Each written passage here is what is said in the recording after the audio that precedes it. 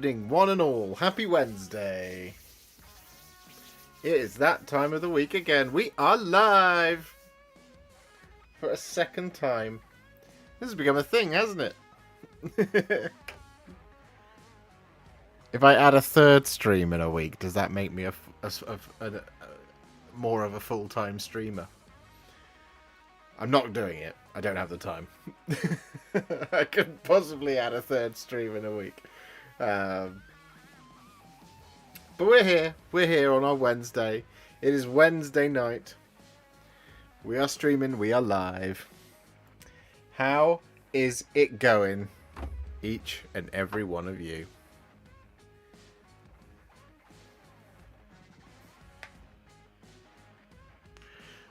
We all good?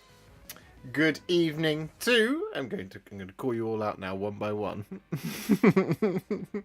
Good evening to the Colonel of the 149th Death Corps of Krieg, the Tattooed Zoologist, Yamail Angmar, Mato or Tomato, Castle Rock, Dahi, Kataro, Manuel, Gavin Kirby, Captain Mannerings, Tiago, Paul is bad at stuff, Ricky Colebrook, Gretja, Matthew Holmes, Elecman24, Joshua Boyle,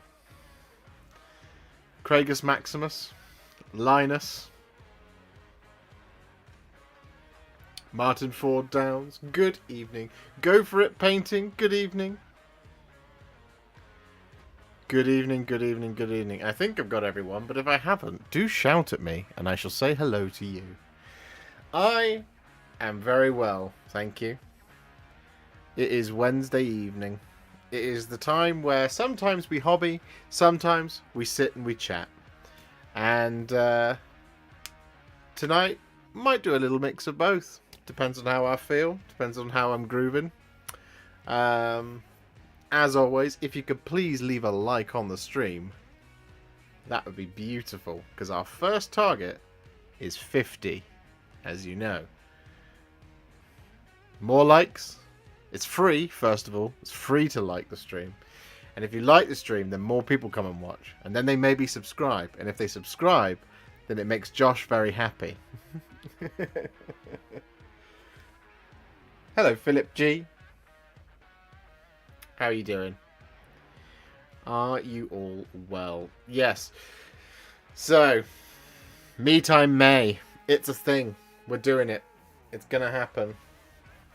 Now, barring any super fantastic, amazing, incredible things that get released, which I know you guys will definitely want to see, we are going to be working on stuff that we've been meaning to do for a long time.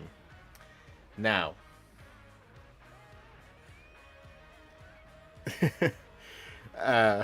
Fist and Antilles 2000. Let's make Josh happy. Let's do it. Do you know what would make me really happy? If you all like the stream. Also, it would make me all very happy if everybody went out and told all of their friends to subscribe to the channel. Because I would very much love to reach that 75,000 subscriber goal that I have in my mind for this year. We're almost under 13,000 of the way to go.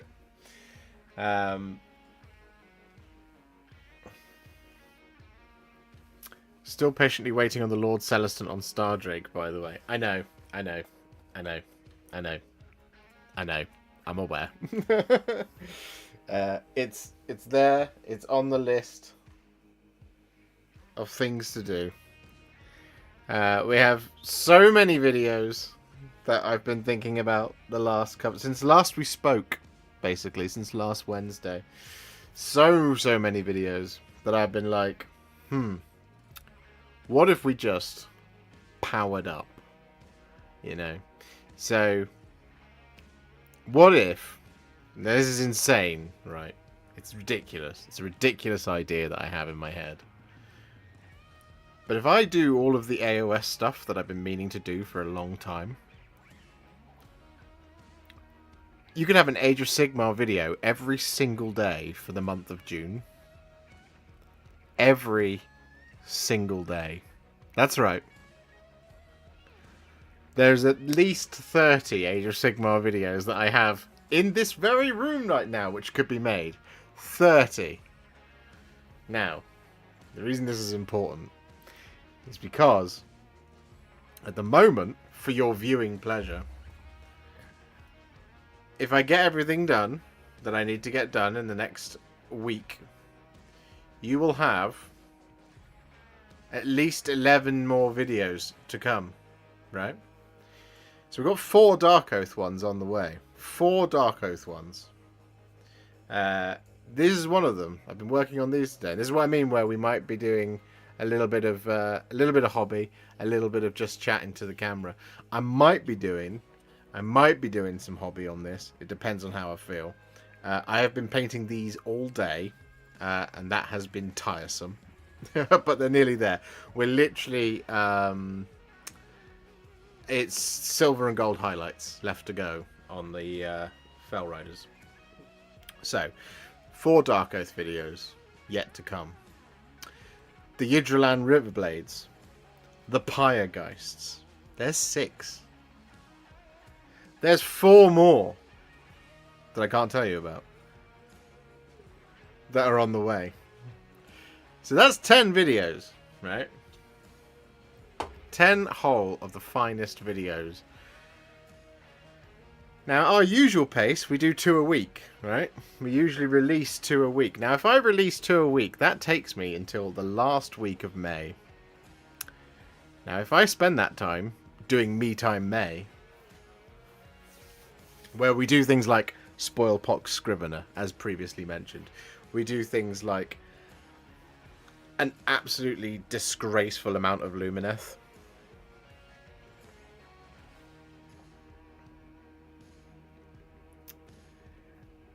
Now look, this is the thing. If we get all of that done, like I said, those next 10 videos will carry you through until June. And then June is there, where we could potentially, conceivably, have a video every single day throughout the month of June. If I stick to this. Now, you hinted at having more terrain as well. I do have more terrain as well, Martin Ford. One of those is the Shrine Luminor. So that's another one. It's another video. And I really want to paint the Shrine Luminor because it's cool. And my monitor just turned off. Now it's back. We're all good.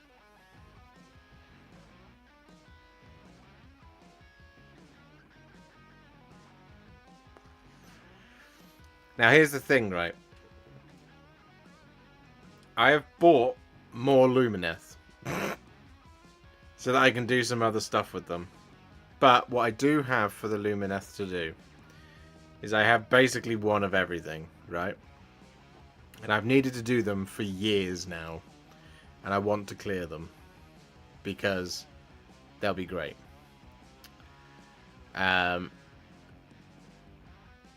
So there is a scenario here. This is just Age of Sigmar as well, right? Because, look, I mean, this is the thing as well. There was a question earlier about MESBG. The Translucent Army of the Dead models finally turned up. And do you know what else I've got? I've got the Translucent Army of the Dead, and I've got the Non-Translucent Army of the Dead. Now, they don't take very long to paint, do they? So we could get an MESBG army done in like a day. We could paint that for you guys. You could have multiple different ghost recipes. That would be fun. That'd be a lot of fun. That's not new and up to date. In fact, not many people will watch that video. But it is one of those things where we could be sat with 43 completed ghosts. So we've got the translucent ones that they released, the made-to-order ones a couple of weeks ago. Not a couple of weeks ago now, a couple of months ago. They turned up on, like, they turned up this last week. So it's been a long time coming. It's been a long, long time coming. I'm fired up because I'm like, look at all these cool things I could do. Whilst I finish stuff, I just knock them out. I just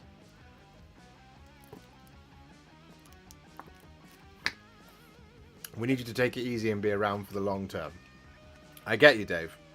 Now, the reason why this is kind of like this is the plan that's kind of percolating in my head.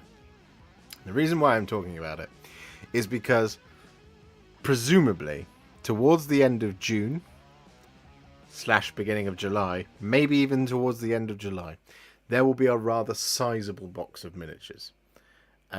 A very, very large box of miniatures in the form of the Age of Sigmar 4 core box, right? That will be on the way. Now, usually what happens with those core boxes is what happened with Leviathan. It turns up, and I want to make the best possible videos that I possibly can do with them forever, always, and forever. Because, you know, that can be a lot of people's first entry into the hobby, so they, you know, they see that and they go, "Oh, cool! I'm now a Warhipster fan for the rest of my conceived journey." Now, the reason why it's important is that when that box comes out, I want to be able to go 100% of my time, effort, mind, all concentrated on making that content for that box the best it can possibly be, and that will include how all of the armies work in the game. So like the core rules, the more advanced rules, all of that stuff. To really just cover it, every nook and cranny, to make it the best raft of content you've ever seen in your entire life from me. Not necessarily from across the YouTube. There are much better YouTubers than I. But if I can make the best raft of content that has ever been seen, I will feel myself well fulfilled. Now, if I am worrying about getting the intervening weeks done, making sure that I have at least got a video ready for like a Thursday in the midst of June, I'm not focusing on that box. I'm focusing on something completely different, right? So that is why I'm thinking this. Because I mean, I could even take a holiday, you know, in June. I could literally take like a week off if I've got a whole month of videos. I can just be like, I'm gonna have some time off. I might not even stream, but of course I will stream. Streaming's important because it's fun. It's the best time of the week.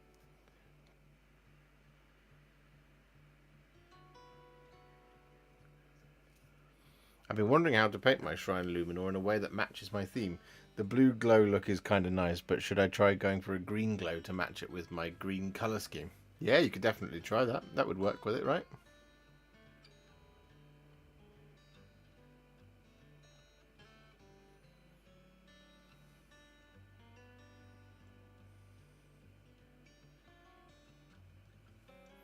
Oh, there you go. Gavin, you're a great example. And now I got you. I got my hooks in you. So yeah, like I said, there's so many things that I've been dying to paint that it's kind of like the kind of vibe I've been discovering that I've had over the last like week or so has been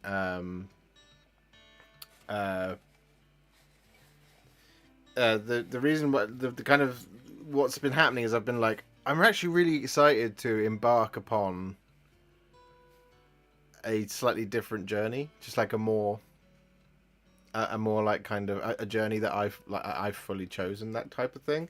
And so like I'm like, yeah, I mean, I can paint this and I can paint that and I can paint this and I can paint that, and I'm like, hey, where's this been for a while? You know, it's like it's been very easy for a while of just being like, you know, the schedule's kind of sorts itself, right? You know, you kind of go, well, this is going to happen here, this is going to happen here, that'll be fine, this will be this will roll over. So like with the Dark Oath Army set is a great example. If you had like the Dark Oath Army set come out on Saturday, or go on pre-order on Saturday, and then you were following it up with the Kroot hunting pack, let's say next Saturday, if you got two army sets one after the other, which is kind of how it was way back when I first started with the Games Workshop Partner Program, where you had things like the Slaves to Darkness, and you had the what they called the Leagues of Votan, all happening at the same time. It goes, well, I've got to get the sprue review out on the Saturday. We've got to have a painting video at minimum ready for the Thursday, but I want to get the whole thing done, so it looks like we're going a video every day. So then you do all of that, you get to the Saturday, you put the sprue review out, and then you put the first painting video out on the Sunday, and then you keep going through to the week, because the next week you're kicking off with the Slaves to Darkness, right? And in many ways, you're not the master of your own destiny. And some, like, obviously you have the choice always of whether or not you're going to cover something. But like, is when there's that much excitement around that many new things happening all at once, you get swept up in it. And I'm a painter, I'm a fan, I love it as much as you guys do. When something cool comes out, I'm like, I need it, I want it, I buy it, right? So like, the Saviors of Cinderfall are a great example of a set of miniatures that Games Workshop did not send me to build up and paint for all of you, but I bought them, and then I primed them, and then I haven't had time to do them yet, but I want to do them. So this is why I'm like excited. I'm like, I bought that, I'm excited for it, I want to paint it, I want to show everybody else how to paint something that I'm super excited for. So, yeah, that's why I'm so excited about what's coming, I'm going to do a job that I've been meaning to do for the last couple of days, which is actually quite pertinent to what we're talking about here. I'm just going to dry brush a base with some Tyrant Skull.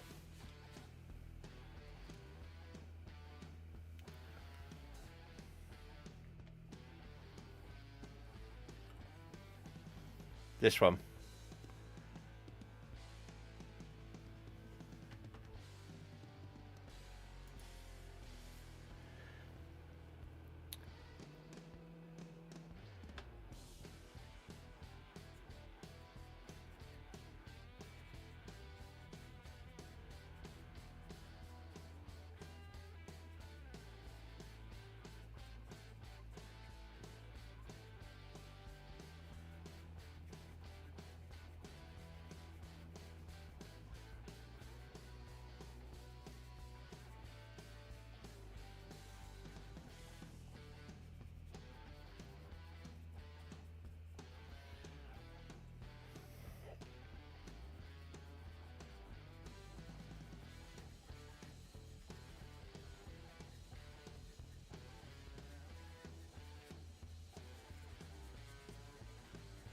And this is the side of this as well that I'm talking about, is that like, if I'm planning all of these things, I've got all of these ideas, I have all of these videos that I want to make, and if I can do it, then that's amazing. But if I can't, I've given myself the time to go, no, sorry, I'm going to moulder on the sofa and play Final Fantasy X.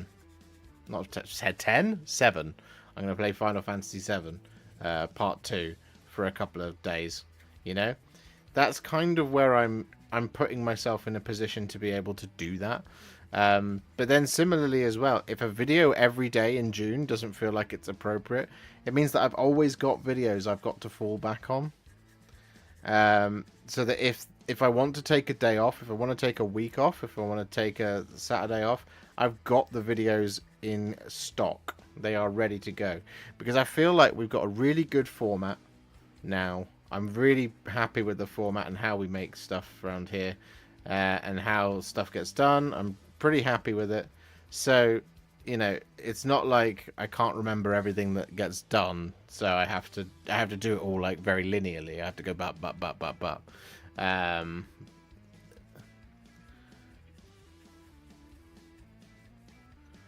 we go.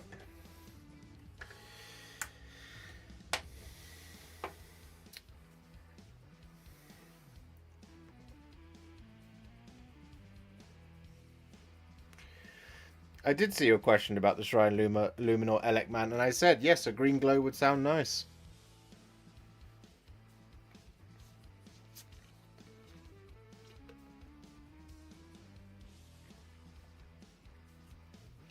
Gretchen says, would be fun to know how your viewers got to know your channel, of what that first video was. Mine was the Black Storm Drake Guard one. That sounds really nice. That's awesome. I'm glad that video helped. Well, I'm glad you enjoyed that one.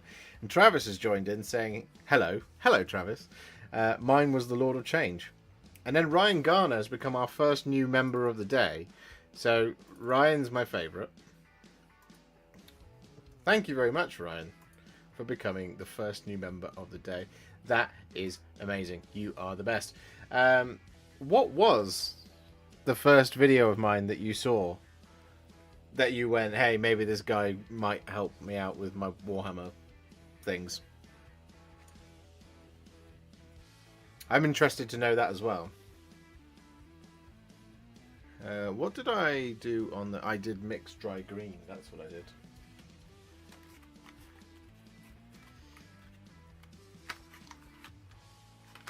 It's none of those.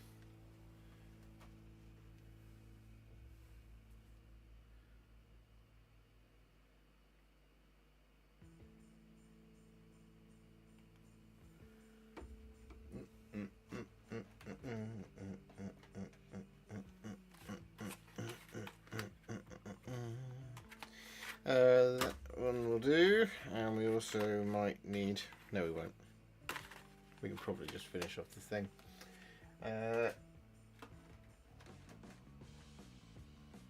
Can't wait to see what happens with Hive Secundus. Hopefully triple duty with the GSC army and Brood Brothers kill team. Maybe. We'll see what happens. Your video introduction to Warhipster was Death Watch. That's awesome, Josh. Josh or Joshua? Which one do you prefer? As a Josh, I don't care. Josh or Joshua doesn't really matter to me. But I know some Joshuas do care.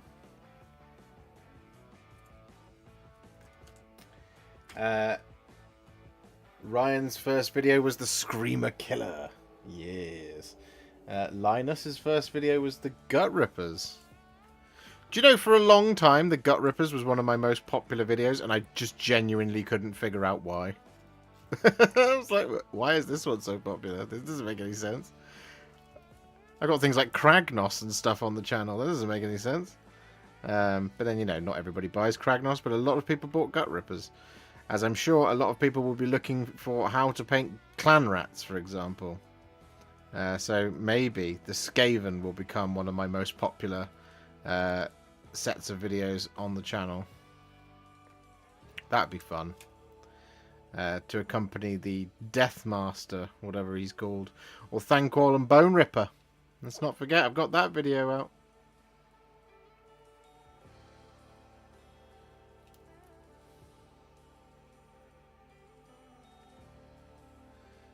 Just adding some green tufts. These are dry green, tiny dry green tufts from Gamer's Grass, for anybody who's wondering. I'm a big fan of the tiny tufts.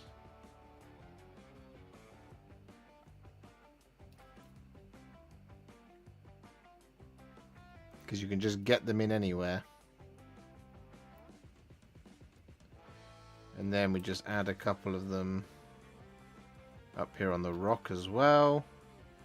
Because grass grows between rocks.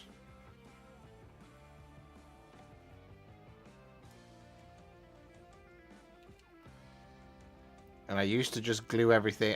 I used to just always put tufts around on the dirt. And then I was like, oh, hold on, this doesn't make sense. I used to do the same thing with Valhalla Blizzard as well when I applied it. I used to always just put it on the actual grassy bit, on the kind of the area around. And now I realised, it's like, actually, do you know what? Snow falls in quite a few different places, doesn't it? Now, instead of it like, you know, when you have a model that's on a tactical rock, like this one.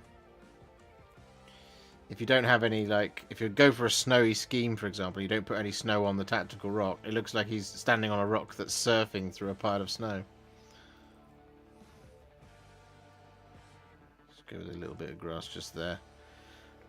Like so. I turned away for a moment, but I come back.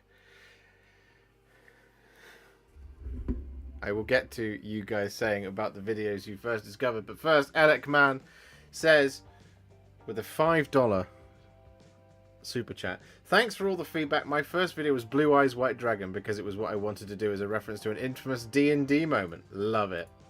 I'm glad you enjoyed that video. And then, Lugubrious Crumhorn has gifted 20 of the finest memberships. Like an absolute boss. Thank you so much, Lugubrious Crumhorn. That is phenomenally kind of you. Thank you so much. You put us on 642. We are a mere 58 away from the promised land of 700. Thank you. Thank you. Thank you.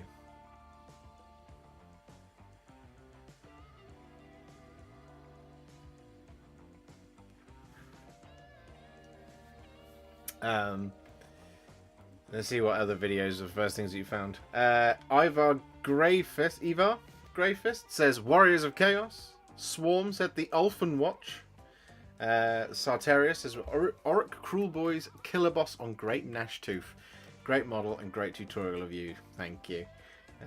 Massive help with the Leviathan box for me and my kids. Thanks for all you do. You're very welcome, Ryan. Thank you very much for becoming a member. That's very kind of you. Dahi says Blood Angels Leviathan for me. I was just back in the hobby after 30 plus years, i.e. Rogue Trader / Space Hulk when I was 12. Leviathan Dreadnoughts. They bring everybody back to the fold, especially when they're now in plastic. James Spencer's first video was the Warhammer Plus Vindicare Assassin, otherwise known as Umbral 6, I think is the name. Ricky Colebrook, can't remember exactly, but I think it was the Rohan Battle Host, mainly as I wanted to find a quick way to paint horses and then been watching all your videos ever since. Thank you very much, Ricky. And Dave says one of the early Lumineth ones, I think, but it was a while ago. It's been a long time, Dave. You and I have been ride or die for a long time. Tattooed Zoologist says, I did a bit of composing today and wondered if you want me to send a few samples in case you want to use in the channel.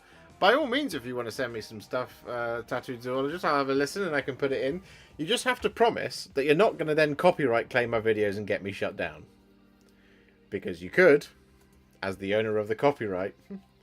If you go, hey, use this song, and I go, cool, here's the song, I have permission, and then you go, copyright strike, baby, I'm going to take all of your revenue. Now, admittedly, from each video, if it's about 2,500 to 3,000 plays in the first sort of 24 hours, I make about £17, if that, from a popular video.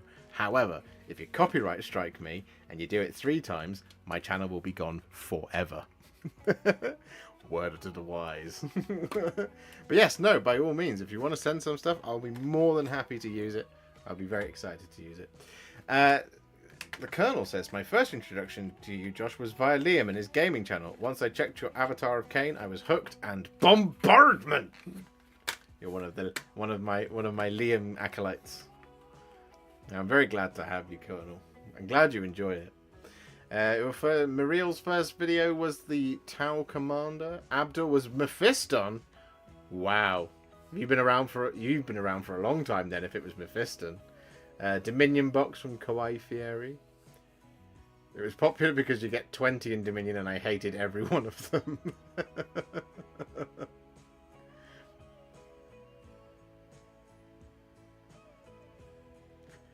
Got the Winged Tyranid Prime from Gavin. The Dark Angels Old Combat Patrol from Yamail Langmo. Captain Crunch. Sorry to interrupt. What Grass Tufts band? It's Gamers Grass. If you didn't already hear me, it's these tiny dry green 2mm from Gamers Grass.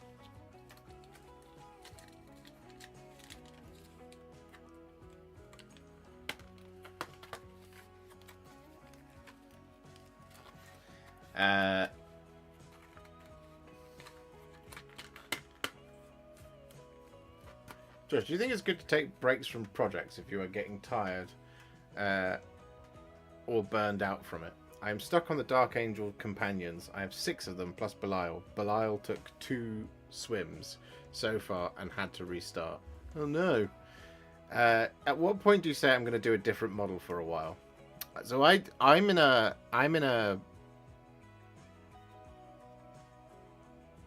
really interesting space with mine because I don't generally sit on a single project for a long time.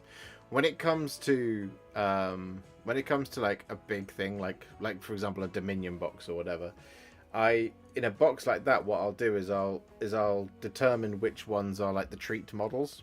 So if you've got like 10 Vindictors, then a treat for that is going to be doing Yndrasta, for example. Now, if I was back when I was doing my army painting days, not before I was a YouTubist. I would have treat models similarly. So I would just have, if I'm getting frustrated or bored of a project, I would pick a treat model and just go straight to it, because there were no demands on the previous thing other than maybe going to a tournament or whatever. I could just do a treat model and then go back to my project as and when I want it. Taking breaks, absolutely fine. If you still want to paint though, to get that inspiration back for something like Belial that might be taking some time, just have some treat models in the background. One of the things that I really appreciated about something that I did when I was younger, not that long ago, was, if you guys have seen it, my spooky ghost ad mech thing. That was a project I had where if I wanted to paint, but I didn't want to paint anything that I was currently working on, I had them. So if I wanted to just, like, I would have like the Rangers or whatever, or some Vanguard built up, and I would just be like, I'm just going to paint these now. So I would get them done. I would check a box, because I can be quite checkbox orientated at times. So I would just go, pa-ching, pa-ching, done, good. And that was my way of taking some breaks away. So I was still painting, I was still enjoying myself, but I wasn't necessarily grinding at the project that I was trying to go for.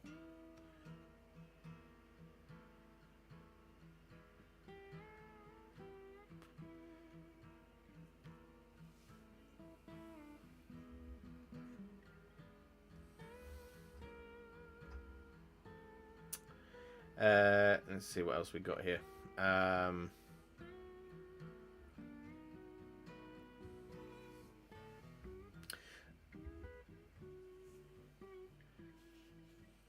Just don't put grass on a lava base. That is good advice for life.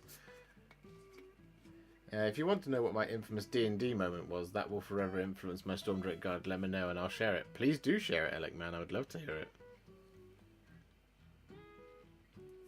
Swarm says it was actually the bloodletters. First time blending paint. Yeah. Yeah. I mean, I really liked doing those bloodletters. I really worried about getting them done, and I was like, nah, come on. Because I had a ton of them to do. 30 of them to do. And I was like, if I make these too complicated, this is going to be the worst. And I was like, hang on, no. I'm a contrast painter. This is how we do things.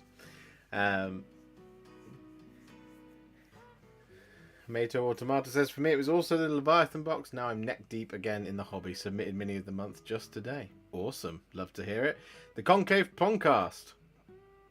I don't know what I just said. The Conclave Podcast from Daniel Higgins. Then a tale of many Warhipsters. Looking forward to following Nemesis Claw. They're good fun. They're a good little kit, the Nemesis Claw. Building them is quite interesting because the Night Lords pieces in it just go really nicely on the Legionaries. I was really surprised at how well it was put together.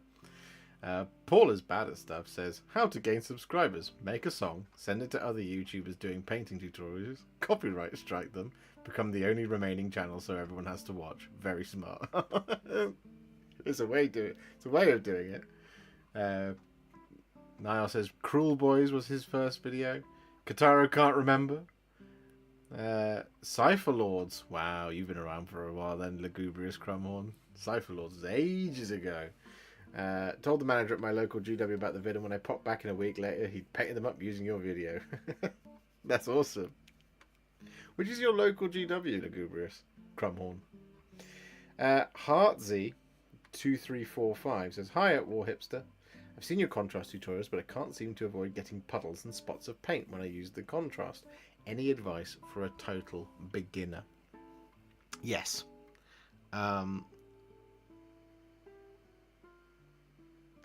So the best thing I can tell you is that it comes down to one of the easiest things to learn is brush pressure, basically.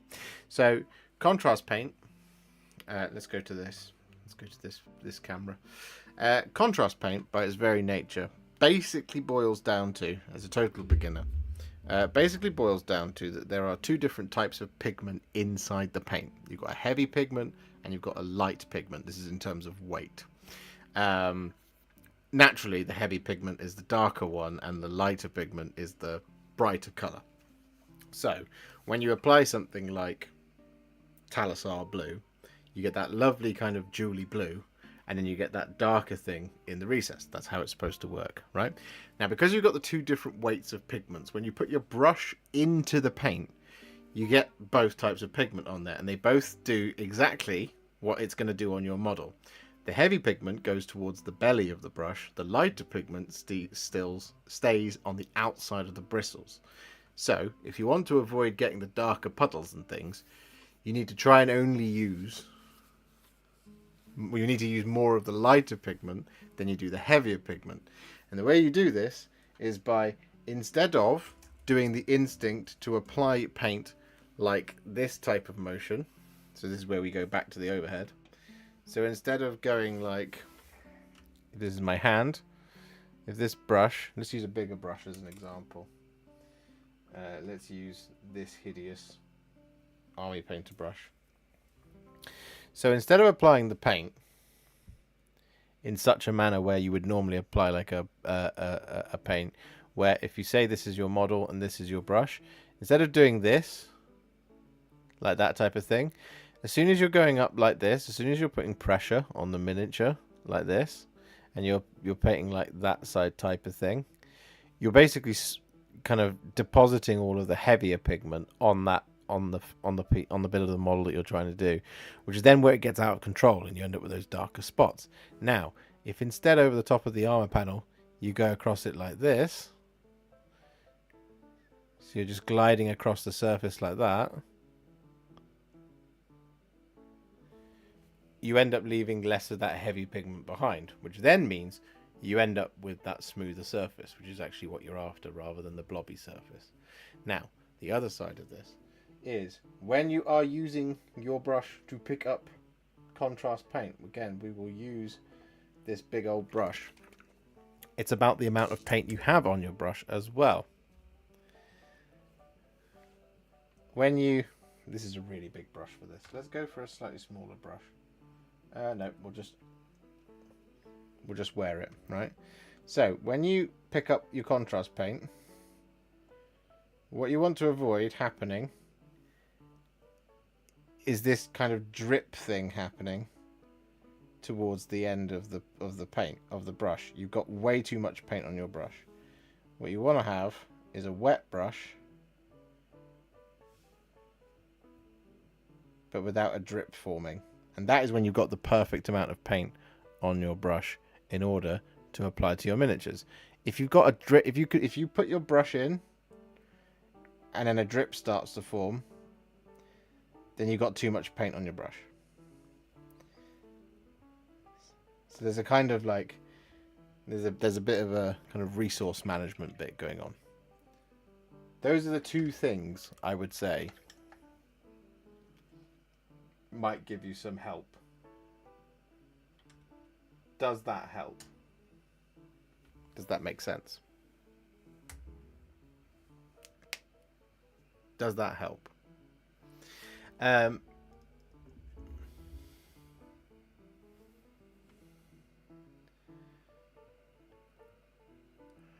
Good evening, Jungle Camper. Hard to remember which video was the first since I've used so many, but based on their releases, I assume my first videos were the Ashes of Faith kill team. Love to hear that. That's such a nice box, the Ashes of Faith thing. It's a shame it sold out so quickly. My current treat model is Magnus the Red. Such an amazing model. He is lovely. Thanks for this, Josh. I think the whole AOS thing coming up, and I really want to get going on my Stormcast and Cities of Sigmar, but I'm putting pressure on myself to finish these. I spent 6 weeks on the Scouts because I wanted to take my time on all the faces and do a really good job. It took 2+ weeks to do the 10 faces. That's a lot of time. That's a lot of time to spend on a single thing as well. Like I couldn't spend that. I envy you to be able to spend that much time because I couldn't do it. Like honestly, my brain wouldn't work. It would just be so dejected by that whole thing. It would just give up.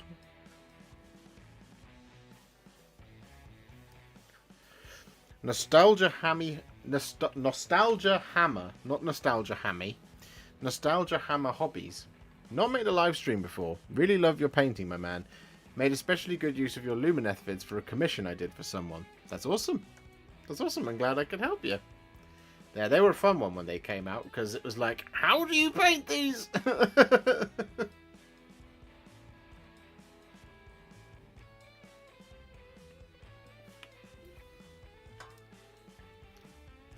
Miriel says, I am a fool. Never knew you already painted Lumineth. I know what my watch list for the rest of the week is. Yeah, we've done quite a bit of Lumineth on here. So we've done Valinor the Stoneheart King, Teclis, Cenari Cathalar, Cenari Enlightener, the Enlightener, Venari Blade Lords, Wardens, Sentinels, Dawn Riders. And what's it called? The Light of Eltharion. Got 9 Lumineth videos. That's a lot of Lumineth. And there's a lot more to come. We will be getting on with it. How many points total have you painted? It must be in the tens of thousands, isn't it? I can make a vague guess.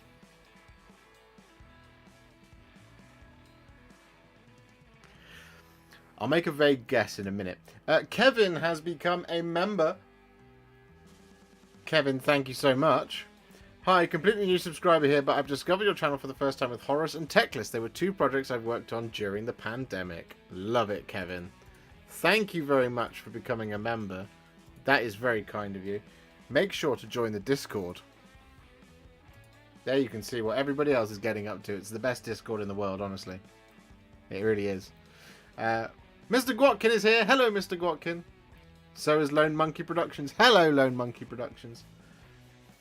Nelazar says, well, I had my vacation, didn't get as far as I wanted, and I'm not that good at painting, but practice will get me there. Absolutely it will. Practice makes perfect. You have to do your 10,000 hours. I feel like I did that last year.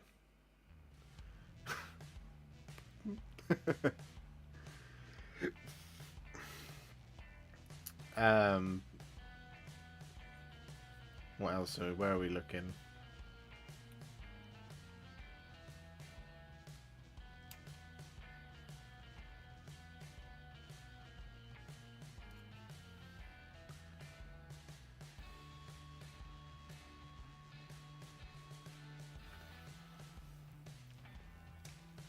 Andy Dunn says, just using your Blood Angels Lieutenant Contrast video. Love your vids. That's awesome, Andy.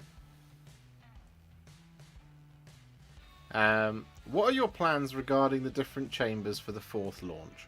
I want to do Astral Templars, but I feel the difference in model with Thunderstrike makes it harder to follow. Thank you. I haven't really got that far yet with what's coming, if you see what I mean. Part of me wants to... Let's just go back to this. Part of me wants to do the box as box art, which is Hallowed Knights, because they're my faves. I love the Hallowed Knights. But then also part of me is like, well, do we do the Hallowed Knights? Is that what we do? Or do we do a brand new Stormhost? Do we go for something like Astral Templars? Or do we go for something like the Celestial Vindicators? No, we've already done them. The Celestial Warbringers. You know, is that something that we do? I don't know yet. I haven't decided. We're not going to go Hammers of Sigmar. I don't think we're going to go much in the way of Hammers of Sigmar. I've done a lot of Hammers of Sigmar. And I've got a 2,000 point army. I might add some of the newer stuff when it comes out in its individual forms to the hammers. But as for the main box, I'm not entirely sure. Joshua Boyle, I've just got the notification that you left a $10 super chat on your first ever video of the Death Watch. Thank you very much, Joshua Boyle. That is incredibly kind of you. Thank you, thank you, thank you. Thank you very much. I very much appreciate that. Timo says, greetings from Germany. Any chance for SPG models in May? Yes. So we were talking about this earlier. The translucent Army of the Dead turned up. And I also have Army of the Dead not translucent from the Fields of Pelennor. Now, in order to get my Armies of the Dead army together, basically need to paint 40 ghosts, the King of the Dead, 2 heralds, and then the 3 hunters. So Aragorn, Legolas, and Gimli. That's basically to do that whole thing. Now, I think I could probably do that in about a day and a half, 2 days, which would be cool. Do you play or mainly stick to the hobby side? I do play Duke City Aquariums. I don't play as often as I'd like because I live in Cheltenham and none of my friends live here. And you have to approach Alice on a really good day to see if she wants to play. She doesn't normally. I'm using your Saruman painting guide and it's great. Have you thought about painting Corsairs? I have, Sean. I do have a set of Void Scarred. Is that what they're called? Void Scarred Corsairs? I do have a set of them to paint. They are on the back burner though for a while because I haven't really got much of a reason to go and do them, and there's other stuff that I need to get done before that. But I do have them to do. So it will happen. It's just a question of when. Callum246 says, what advice would you give to new painters? Just finished painting my first squad with your guides. Demonettes led by an Infernal in Rapturess. Thanks so much. What advice would I give to new painters?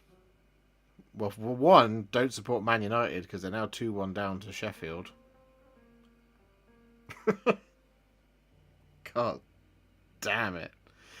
The other one is just try to enjoy it.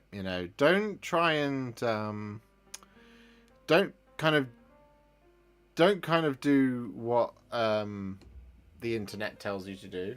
The internet might, by all means, go and find how to paint guides. But if you're new to painting, right, and demons are your thing, and you're saying that you're doing Slaanesh demons led by an Infernal in Rapturess, if you find a video that's like, oh yeah, to run demons you need to do 3 Keepers of Secrets and Shalaxi Hellbane, then yeah, but at the same time, that's only for super competitive builds of the army. So what I would just kind of recommend is just enjoy it. Just pick up different things that interest you to learn and enjoy it and spend time doing it, because the more you kind of practice doing the things that you really like and the more you find stuff that you really like and enjoy, the less kind of thrown for a loop you'll be if you come up against something that you kind of feel like you have to do but you don't really enjoy doing. So if, for example, you're really enjoying painting demons and then you have someone says, oh, you should do some Chaos Space Marines, and you get them, and then you realise that painting all of the trim is Hell City.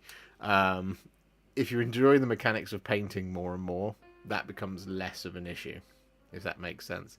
So just kind of just practice, just keep going, just enjoy it, just hang out, just ask questions, just come and join a live stream and bombard me with whatever you want. I'll try and answer everything. I try and answer every question. Obviously, I don't see all of them, but just hang out and just enjoy it. It's spend as much time or as little time on it as you want. There's no pressure, but remember that because you're doing it, you're already one of the best painters in the world. So never be discouraged because you're already one of the best painters in the world, because you're a better painter than the 90% of people out there who have never painted a miniature. Does that make sense? Just remember that. Do you plan on doing the new Bretonnian lady on Unicorn? Such a stunning model. It is a stunning model. I haven't got any immediate plans to do it. I don't have one. I need to buy one. Last time I looked, they were out of stock. So I will not be able to paint one. Man United just scored a penalty.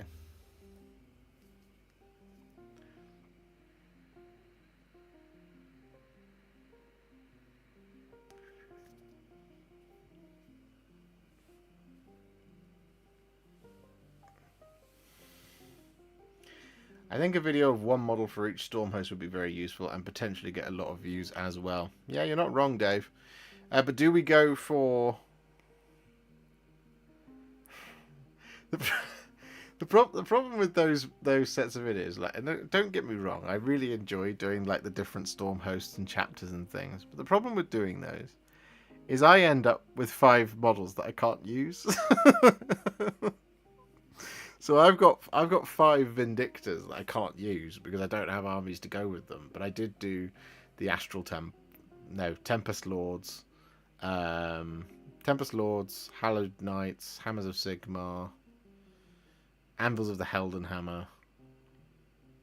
There's another one. What was the other one I did? Knights Excelsior.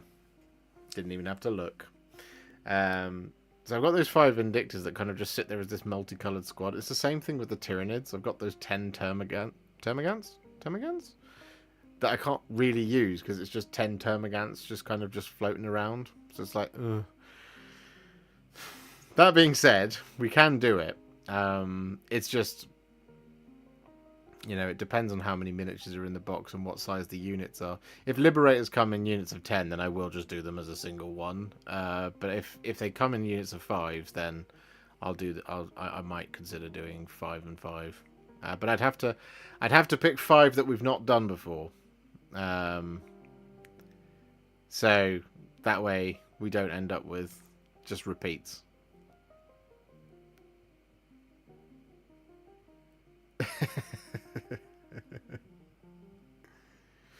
I was watching the last stream and you were on the fence about doing Shalaxi. Did you ever decide on if you were going to do that? I'm already way ahead of you on that, Duke. I actually started planning it. Because with that model, you're gonna have you have to do a bit of planning. I can't just jump straight into it because I was absorbing the model. I'm not really looked at it in the 360 before. Because I was like, how different can it be? And there is a bit of difference, obviously, in there. So, yeah, I've already started thinking about how I would do it. That's one of my... one of the ways I keep my brain part occupied is by thinking about stuff that I'm not doing, but how I would do it going forward. So I am... It's definitely on the road to consideration. Mr. ADR Wargaming is here. Hello, Mr. ADR Wargaming.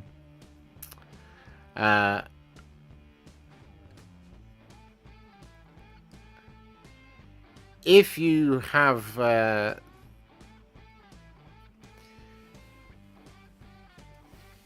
Mr. Adam, that Carnosaur that you may or may not have,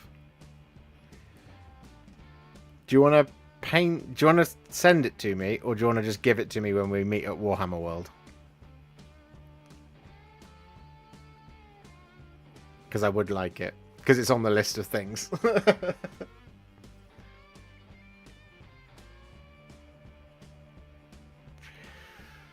Just use them all in one squad as a group. We've got a bit lost at some point and just hang out now. Yeah, I mean, I have done that a little bit.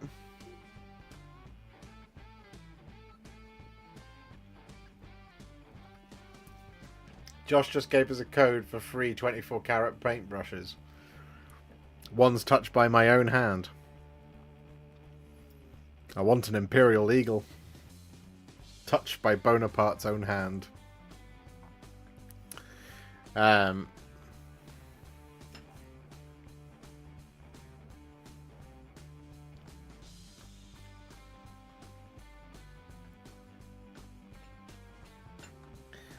Up to you, Adam.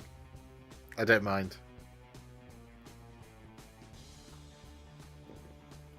I'll need the instruction manual, though. I am not site building that.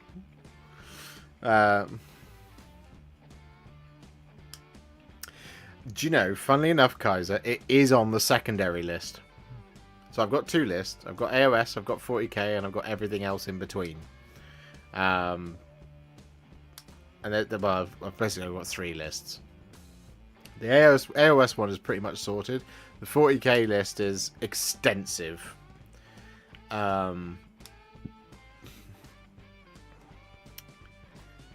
So it's on there, as is Yvrain and the Vizark.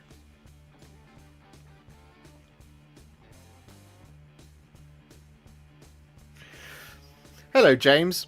The world does need more alternate coloured scheme tutorials for sure, but I totally get the idea of having unusable models for playing. Yeah, that's it. Because I'm like, my boys, because they're one of my favourites. I don't mind so much with the Leagues of Votad because you know they're okay. I like them, but the range is missing a lot of things that would make me really want to play with them.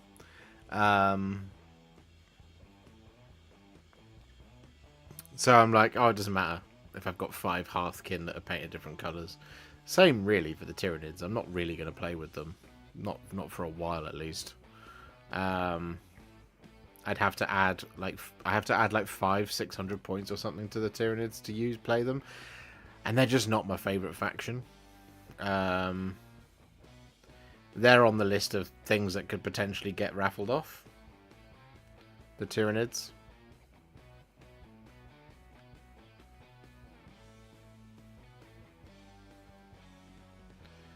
The Leagues of EE, yeah. Yeah.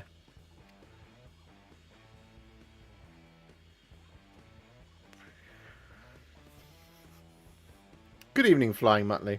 And Hunter SWC is here. Alright, mate. All hail George the Legend. Indeed, all hail George the Legend. There's only one last Dreadnought from George. And Tolrix's tank is built and painted.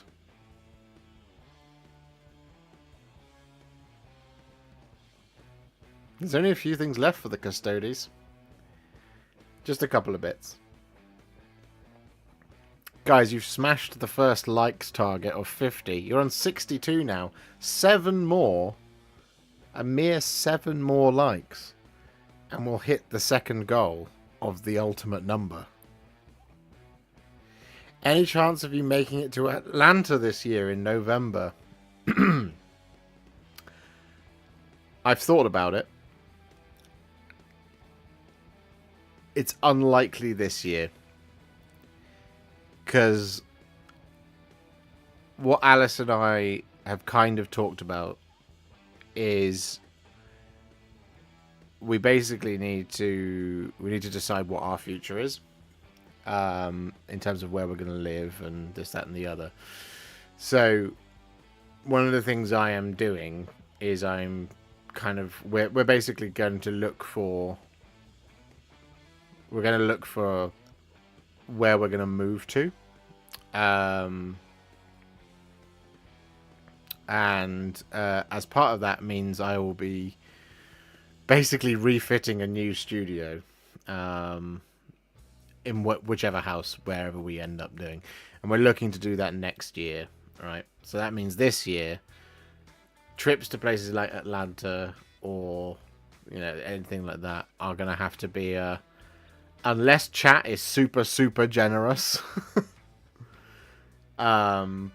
it's unlikely that we'll end up going to Atlanta, unfortunately. But once that is out of the way, once Warhipster Studios finally has its home, because whilst you may like this is chaos, and we live in a rented apartment. And what we'd like to do is basically move somewhere that is more permanent, and also move into a place where we can also kind of set up Warhipster Studios for the future. So that we would have to, for example, it would have to have enough space, for example, to be able to play, like, even if it's just like spearhead games or combat patrol games, to be able to actually do that without too much of a fuss. Also, that it's possible that if we do hire the next, people to come and work here at Warhipster Studios, that there is space for them, but also that we're in a place where, say I hired someone to just build models, all they have to do is take a trip across town to do that. Because one of the issues that we have is a lot of people here will say they would love to build models for free. Problem is, I have to ship them to the United States, and then they ship them back. Which means no videos will ever be on time ever again.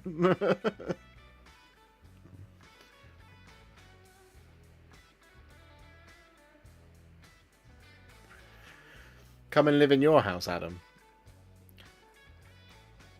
I think I could probably fill your house with the amount of shit that we've got here.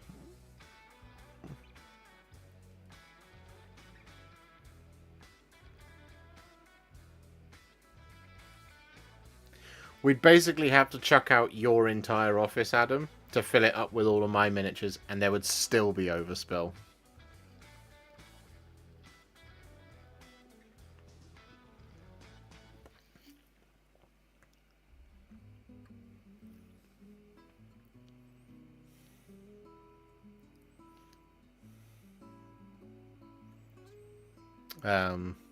So, yeah. But I do want to get over to the States for Warhammer purposes. It's something that has very much been... it's a bucket list item for me, really. To be able to go things like the LVO and Adepticon and Nova. Have you tried teaching your pets how to build models? I would if I had any pets. But we don't have any pets, Coconut. We're not allowed pets in our rental. Alice and I are desperate to have cats. We really want to get some cats, but we just can't. One, we live in a second floor flat, so it wouldn't be fair. We want the cats to be allowed to go outside. And the other thing is that the landlord just won't let us do it.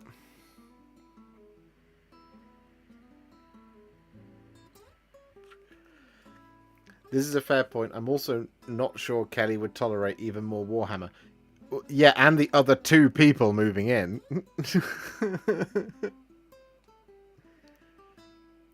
You know.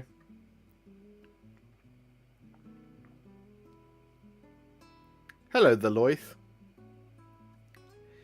Guys, you've crushed our second likes target. We are on 72 now. We've gone past the ultimate number. So now we have to push on until 100. 27 likes to go. We're also 57 members away from the 700.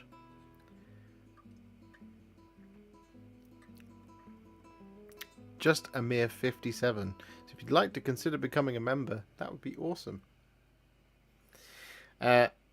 Maybe do a GoFundMe for airfare and lodgings for Adepticon. Yeah, I mean, I've thought about that in the past, Josh. The problem with those things is, and I think it's absolutely fair enough that people hold this view, is there are some people who don't want, who will express quite loudly their upset that you're not just paying for it yourself. And I completely get that, because, you know, this is a very privileged position. And it comes from just being like, why should I give you money so that you can fly somewhere? And, you know, that is an absolutely fair enough point of view to have. And I completely get it. So, like, when I was trying to, you know, rescue this channel, because we were literally just could not keep up with the rigorous demands of what was required of doing YouTube, because my computer was exploding and this, that, and the other. I did that little GoFundMe campaign to try and raise some funds to basically take this channel to the next level, so that we could do all the things that you guys wanted. And we've only really just sort of finished that with the purchase of this new camera, and that was like 2 years ago now. And at the time, people were like, "No, sell all your worldly possessions. That's how you do this." And I was like, "Do you know what? That's fair enough." So that's why we did the raffle as well at the time, and that's why I'll do more raffles. So, you know, if I can, I will maybe do a raffle to raise the money to go to something like Adepticon. That could work.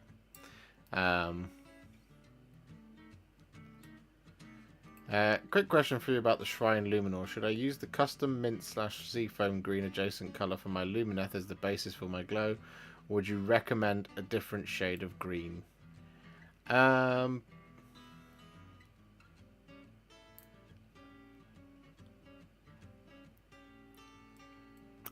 mean, really, the choice is yours. If you're on a custom scheme, then I wouldn't like to tell you how to do it, because you're already the expert. You see what I mean?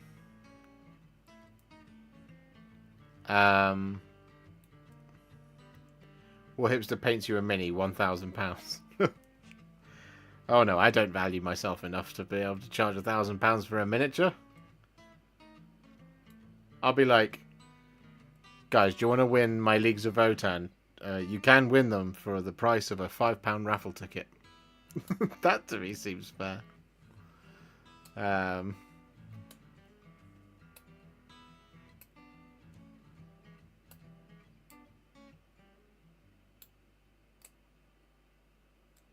Is Adepticon moving, is it? Oh no, if it's going to Wisconsin, that's even more tempting. Oh, I've always wanted to visit Green Bay. Oh dear.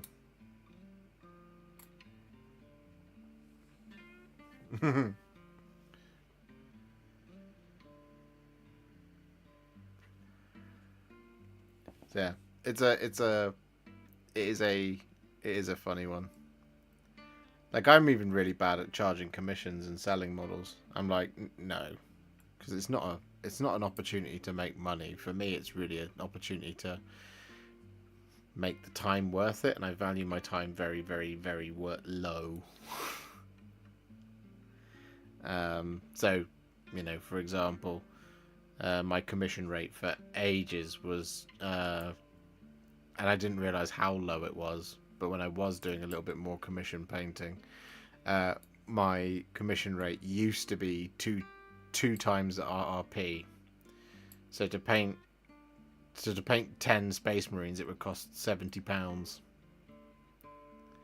And do you know what would happen? You'd say to someone, "Oh, yeah, that'll be £70 to paint those 10 Space Marines," and they would say, "I was thinking more like £20." And at that point, you go, "No." I remember having one conversation with somebody who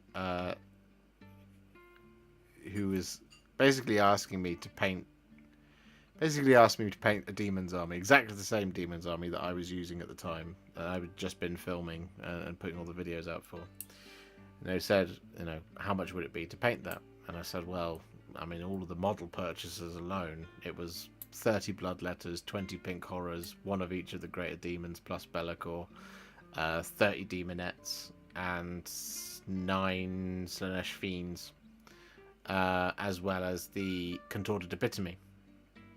So the model purchases alone for that are sort of 300-400 quid.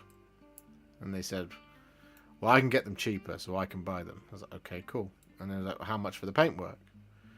I said, well, to do all of this, given us again, and this is why I tend not to say not to do commission painting anymore. I was like, to do all of this, I basically have to say I'm not going to make YouTube videos anymore for a couple of months, because that's how long it took me to do my Demon's Army.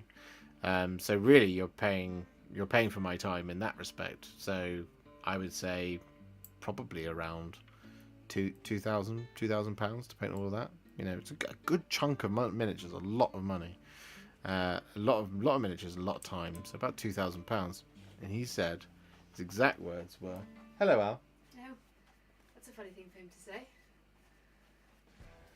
Yeah. Thank you. Do you want to wave at the people on the camera? No. No. Who's on the camera? Huh? Who's on the camera? The people who I'm live streaming to. Oh, I thought you were live streaming. Yeah. I'm just going up to say hi.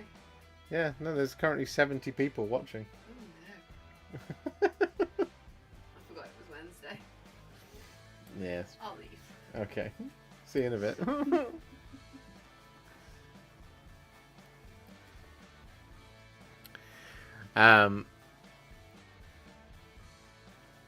Yeah, what was I talking about? She's completely railroading me now.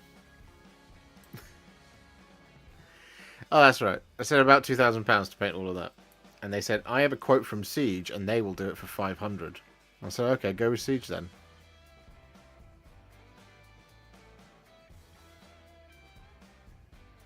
If Siege Studios are going to paint that amount of miniatures for £500, which they're not, by the way, but if they're going to pay it for £500, why are you asking me?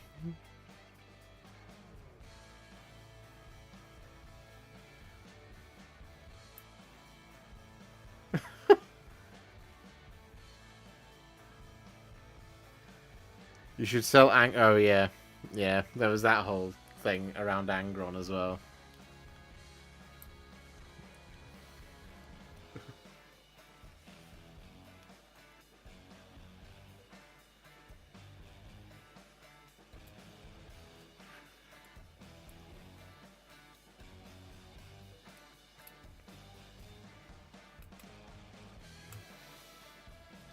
But that was exactly my point, Nostalgia.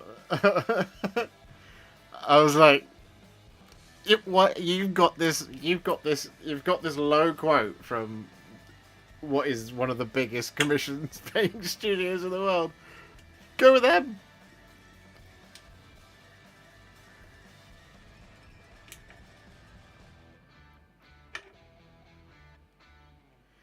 A client of mine here in Toronto got a quote from Siege for 10 intercessors, 1 dreadnought, and 1 blood angel character for 100 plus Canadian dollars, and 1 year waiting time. Right, and so this guy was asking me, like I said, to paint 4 greater demons and Be'lakor, plus about 100 other demons miniatures. But Siege would do all that for £500. I was like, all right, cool, go with them.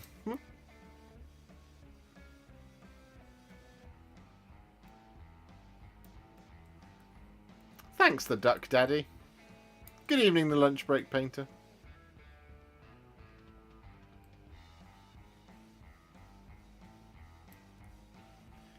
So yeah, commission painting is a weird game. What was that client looking at for £500, 10 years?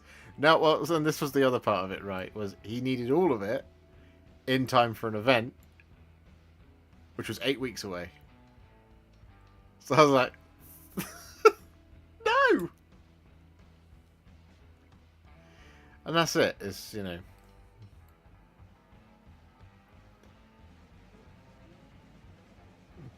It's all part of the negotiation, right? Also, beg for Torment's video. Yes, yes, the Duck Daddy, yes.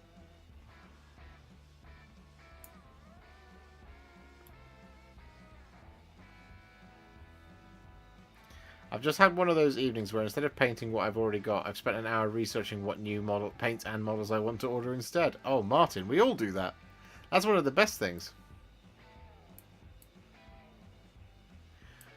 My work has a display your art thing coming up. Question, do I bring Angron along? Absolutely you do, Adam. That is your art. What's the question there?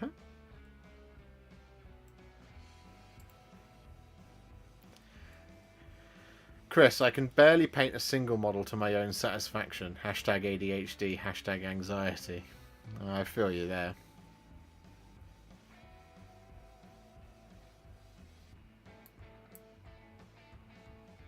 I'm with you on that one.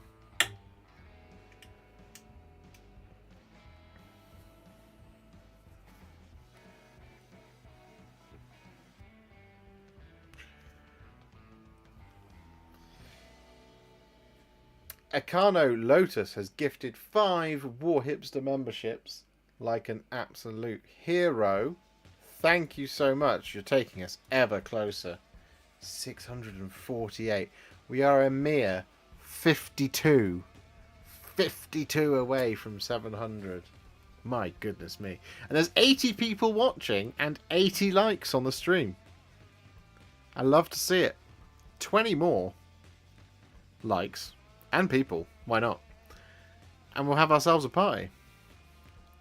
Thank you very much, Akano Lotus. James says, I was actually super surprised to learn there was a large market for painted minis. I thought everyone that played painted, but I was way wrong. Yeah, I mean, that's the thing, right, is that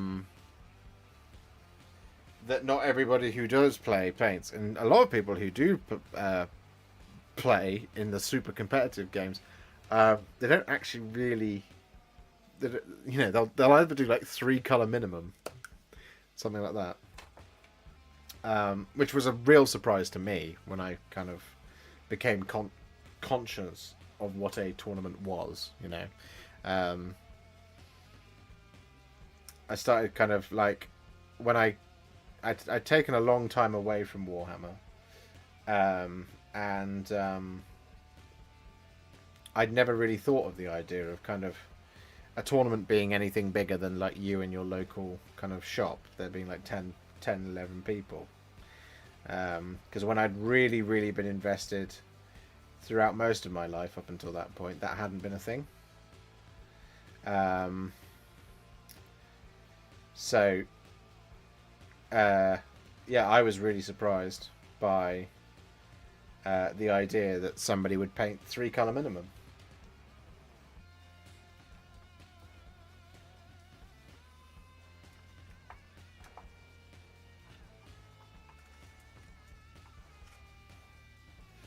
There's also that degree of like, you know, not everybody actually really likes it. A lot of people don't really like painting, which is, you know, strange for us as the painters. But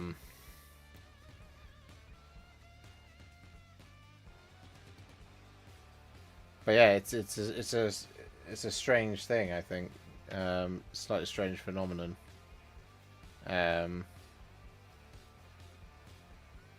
But then that's just kind of the enjoyment of Warhammer from in a completely different way, isn't it? Really, their joy of the thing comes entirely from playing the game, and like the painting is a barrier to that.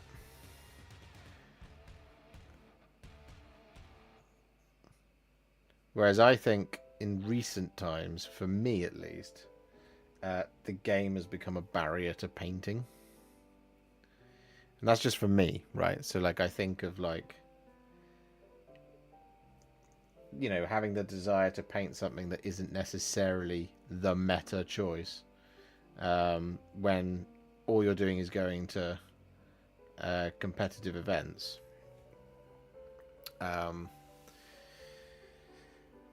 Then kind of painting the off-meta stuff isn't really a good use of time.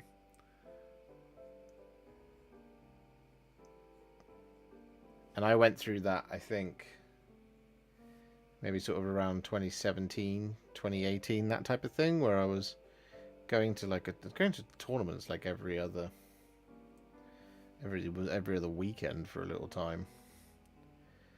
And it was in that time I realised that I wasn't actually painting. I mean, I was painting stuff that I liked, but I wasn't actually painting stuff for fun. I was painting it for the tournament, which I was like, no. This isn't what I think pictured from my hobby.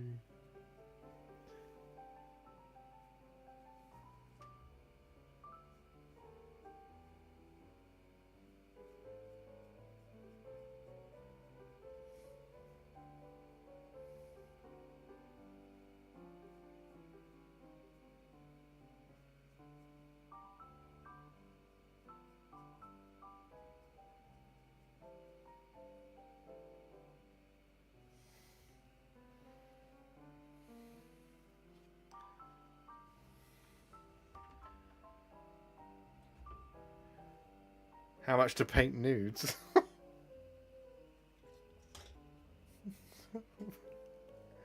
I don't even know how I would go about doing that, John. You don't want to see me try and freehand a picture. I cannot draw to save my life. I've tried to learn. I've even bought books to the effect of how to draw, and I just can't get it for whatever reason.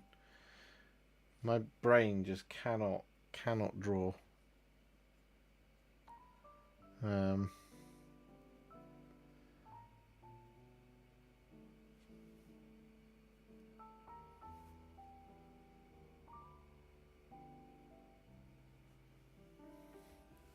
think it's because it takes lots and lots of practice, and it's just something that I just don't have the patience for. I don't have the temperament for it.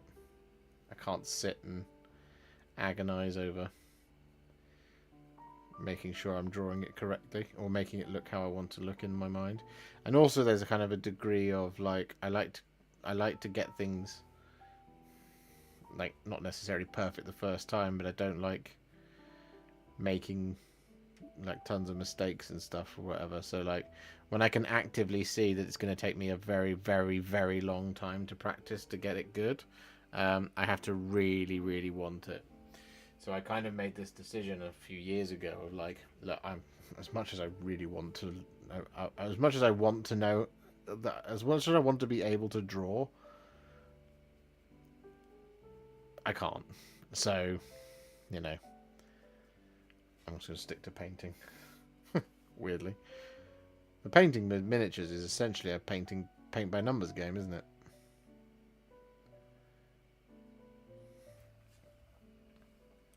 If they had a shade of, if they had a color for literally every color under the sun, you wouldn't need channels like mine.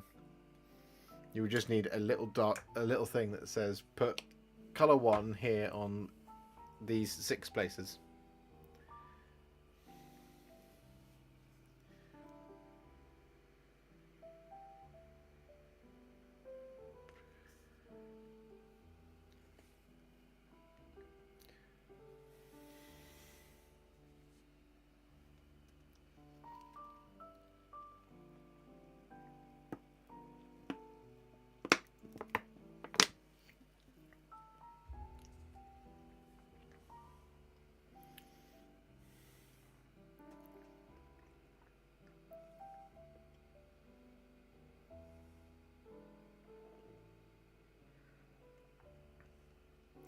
Is there a reason you don't do all the trim on the Stormcast gold around the collar on the thigh guards, etc.? Yeah. So, at the time of when Thingy came out, Dominion, there was a Hallowed Knights picture that looked like this. It looked like this, right? So all of the trim in here, this was all silver, and this is the one that I did for that tutorial when Dominion came out. Things are changing for the Liberators, the new Liberators that are coming out. They're doing all the trim in gold for those. So it'll change for that. But that's the reason why I didn't do it on all of these, was because, well, you know, as far as I understood from my pictorial references, is that these didn't have gold on the knees, the hip plates, and the gorget. Because if you look at like traditional old Hallowed Knights Liberators as well, they don't do it either.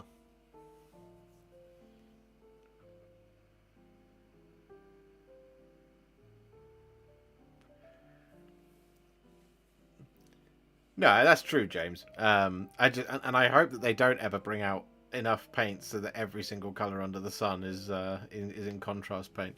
Because at that point, like I said, all I would need to do is put a video out saying, "Hey, this bit's color number 1, this bit's color number 2, this bit's color number 3." Then, you, like I said, then you wouldn't need me anymore. I do a little bit more than paint by numbers. I entertain. I entertain and I relax and I inform. I support and I enjoy. And I struggle and I share.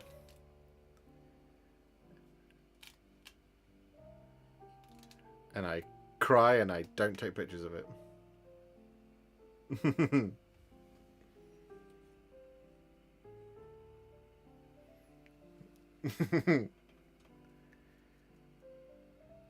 Could I ask exactly how you thin your Retributor armor? Kind of silly question, but I always struggle with either over or under thinning my metallics. It's not a silly question. What I do have is I have a video which is about thinning paints. Let me go and grab it for you.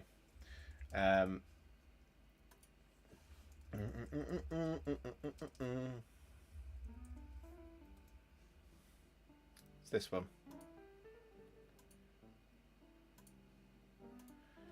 This video right here, Kaiser.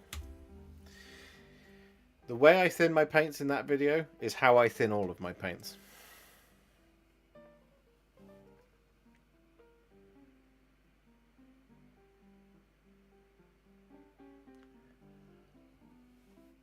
You thin your paints with your own tears.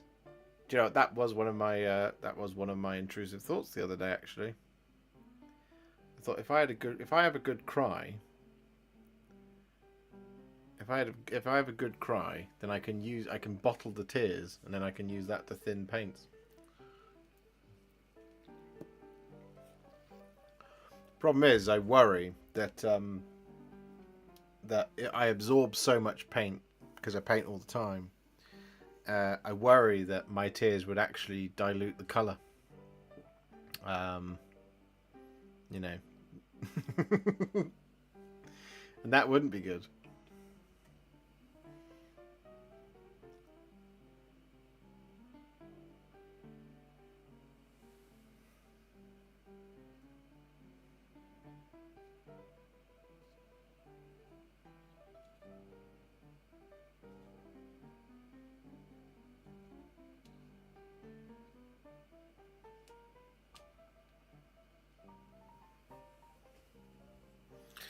Do you have any Sons of Bahamut videos? I do indeed, the tattooed zoologist. I have King Broad.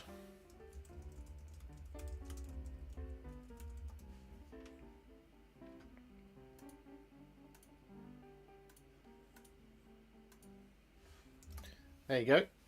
King Broad, that'll do you.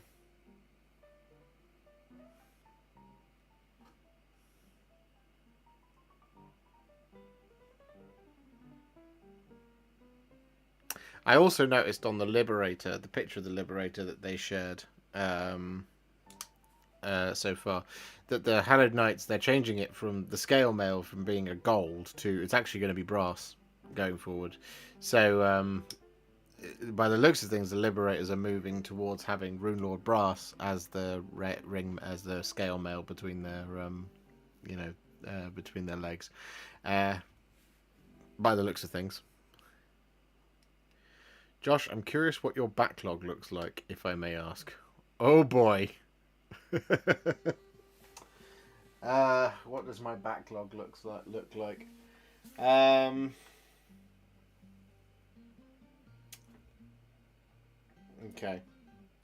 Let me count up how many miniatures I've got in my immediate vicinity that have not been painted. 1, 2, 3, 4, 5, 6, 7, 8, 9, 10, 11, 12, 13, 14, 15, 16, 17, 18, 19, 20, 30, 31, 32, 33, 34, 35, 36, 37, 38, 39, 40, 41, 42, 43, 44, 45, 46, 47, 48, 49, 50, 51, 52, 53, 54, 55, 63, 66, 67, 68, 69, 70, 71, 72, 73, 74, 75, 76, 77, 78, 79. That would be 89, 92, 93, 94, 95. And then in here, we have 101, 102, 103, 104, 105, 106, 107, 110, 120, 130, 140, 150, 162, 163, 164, 174.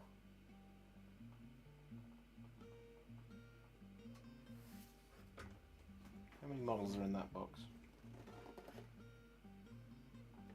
174.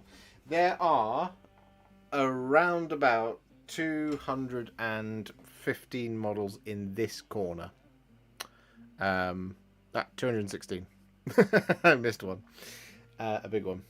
There's about 216 models in this vicinity. This is a small corner. So back there in that cupboard, you see that cupboard there? That is all full of stuff. In here, actually, just in the cabinet alone, there's at least another 30,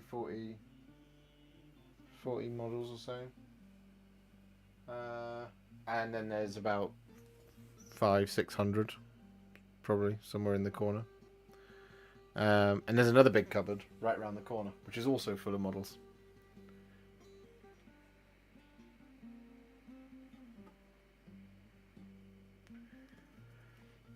How much terrain is in the pile of grey? Don't know if you can see it. Up here is my terrain graveyard.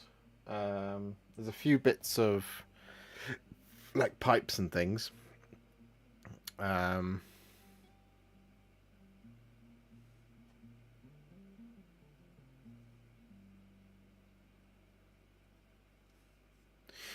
terrain would be included as single models, yeah, because it still only counts as one. From the biggest of basilica through to the smallest of barrel, it's all one model. Love the Fire Slayers Grimholt Exile vid. Will you do more Fire Slayers and then of the different lodges? We can certainly think about doing that, Thomas. I do have some Fire Slayers I can get done. I was looking at buying their Vanguard the other day for that purpose. I might just hold off on that for the moment.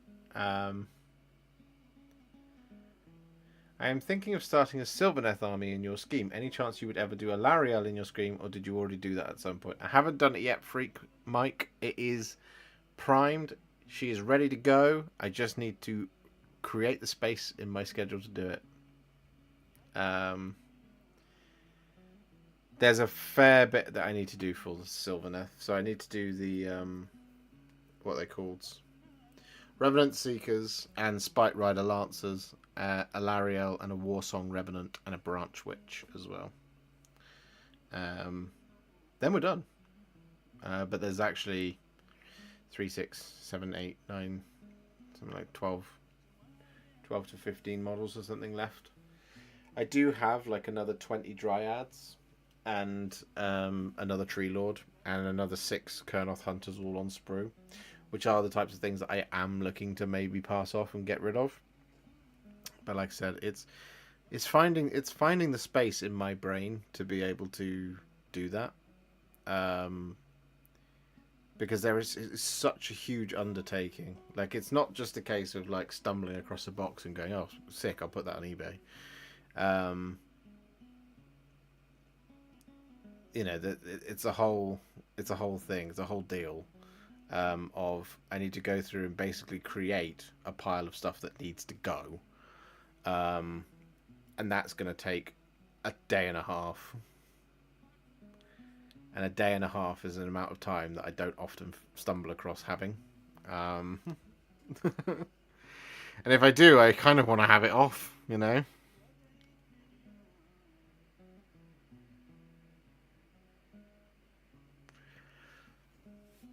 Thanks for hanging out, Martin. Guys, we are 10 likes away from 100. You guys have crushed it. Can we get to 100 likes in the next 25 minutes? I'm only going to be here for another 25 minutes. And then I've got Dark Oath Fell Riders to finish.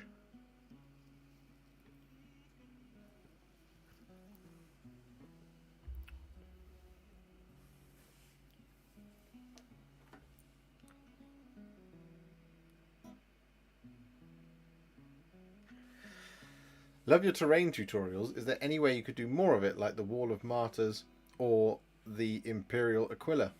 Terrain is the third army on the table, and it really makes it better. I agree, John. I actually really do. I never thought I would, but I do actually enjoy painting terrain. It's good fun.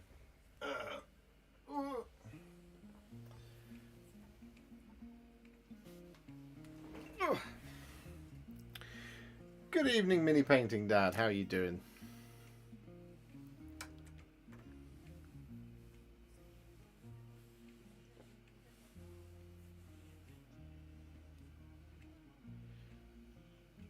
Hey, Tom Kennish.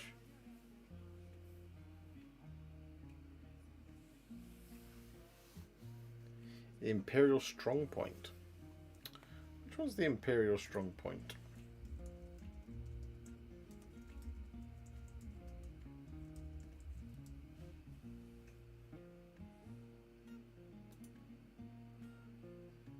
Oh, those are like the old bastions.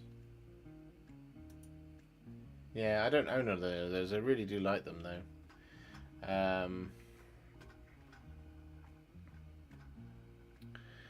Yeah.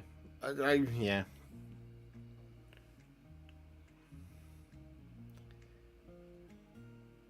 This is why being the master of your own destiny is something that I I'm looking forward to for the month of May, because it means that there are lots of projects that I haven't had the time, the space, or the brain power to be able to do them. So things like the What It Looks Like series, which I know a lot of people really like that series. And there's been a pile of paints that have come out that need their videos.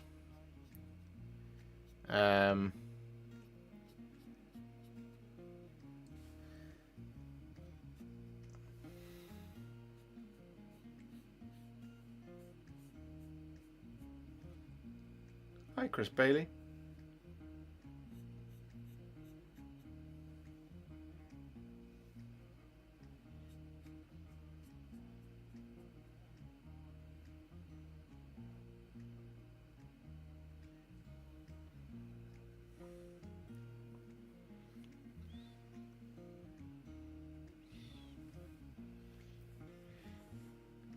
I haven't missed her. We've just been really talking tonight, Tom. Talking, hanging out. People have been liking the stream up to 100 likes. Guys have crushed it.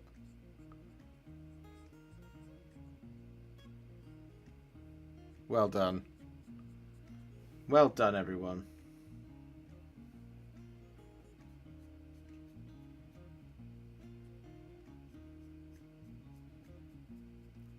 I've done a couple of rims on some bases. I'm just doing the second coat of black now.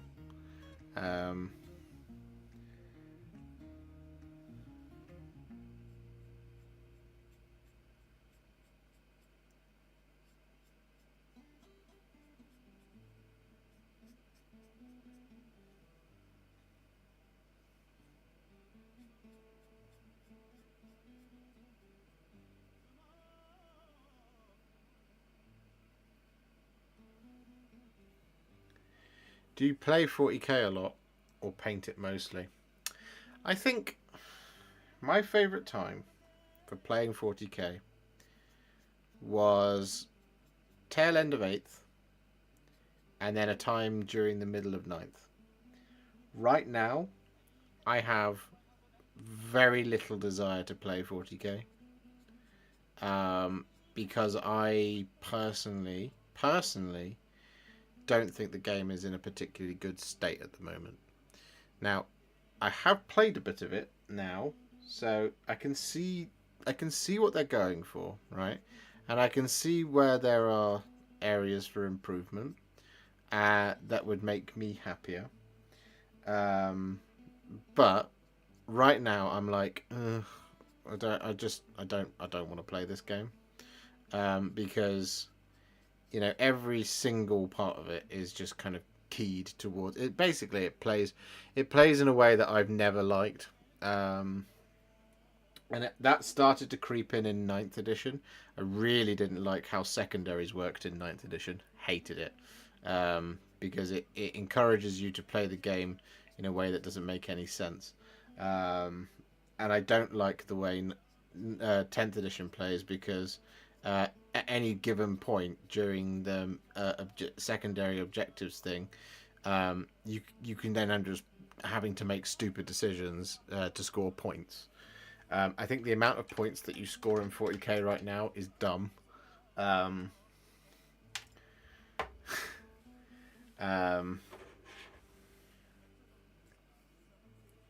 So I'm just like, I just don't see it. I just don't see myself enjoying it right now.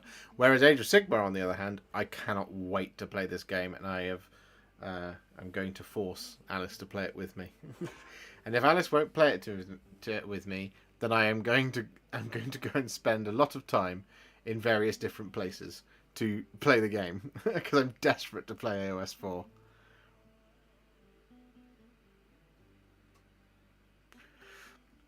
Adam has gone and gifted 21 of the finest Warhipster memberships for the Noise number. There, yeah, I see what you're going for there. We're on 669 now. That's a good number.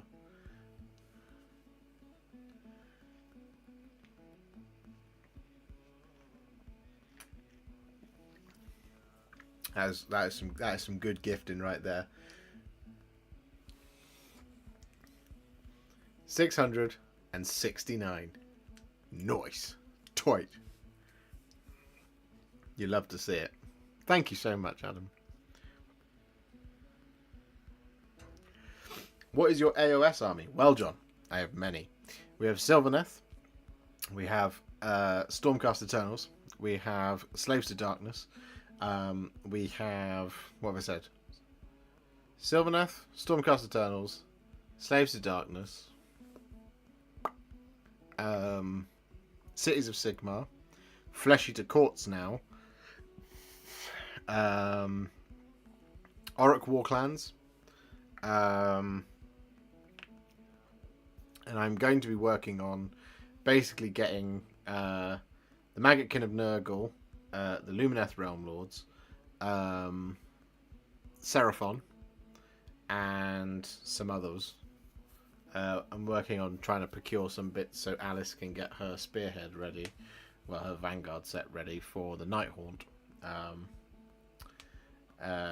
Yeah, lots and lots of stuff. Yes, like the stream man things. Do it.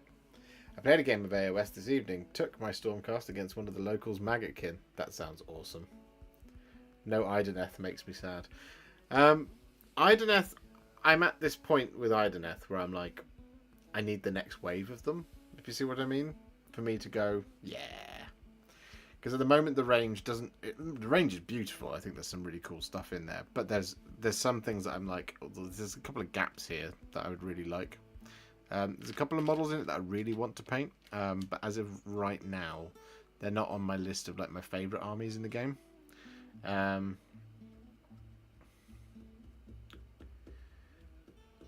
Do you listen to any audiobooks while you paint? Now, normally I would say no. Because... next wave, great fun, exactly.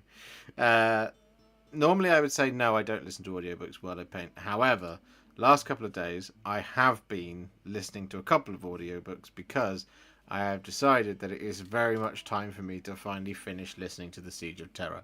Something that I started doing with the Horus Heresy books way back in time.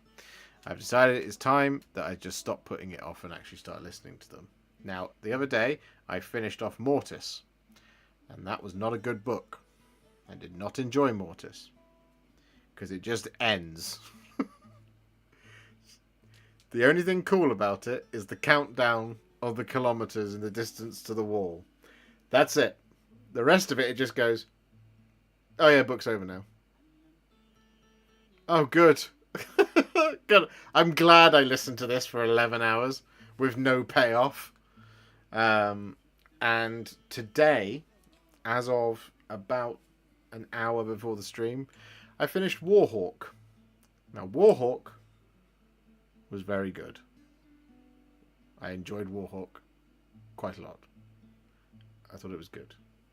Now, of the Siege of Terror books themselves, let me look at them. Let me look at them all, because at the moment, for me, it has not been a good balanced set of novels.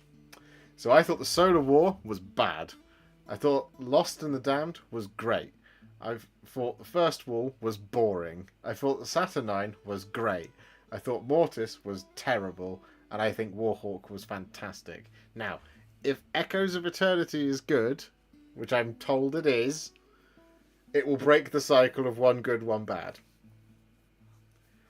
I will begin the listening of Echoes of Eternity tonight, maybe, after the stream. What's your opinion on wet palettes for painting on normal dry ones? And what is your opinion on the Artis Opus brushes? I see that you use one for finer details like edge highlighting. Yeah, so I don't use a wet palette because wet palettes interfere with contrast paint. I don't need a wet palette because I paint every day, so I don't need to sit and preserve a paint mixture or whatever thing like that. So for me, I don't need a wet palette. I don't see the point in them, and they don't fit into my workspace at all. If anything, they would just make my way of painting and the way I film tutorials and what I film tutorials about worse.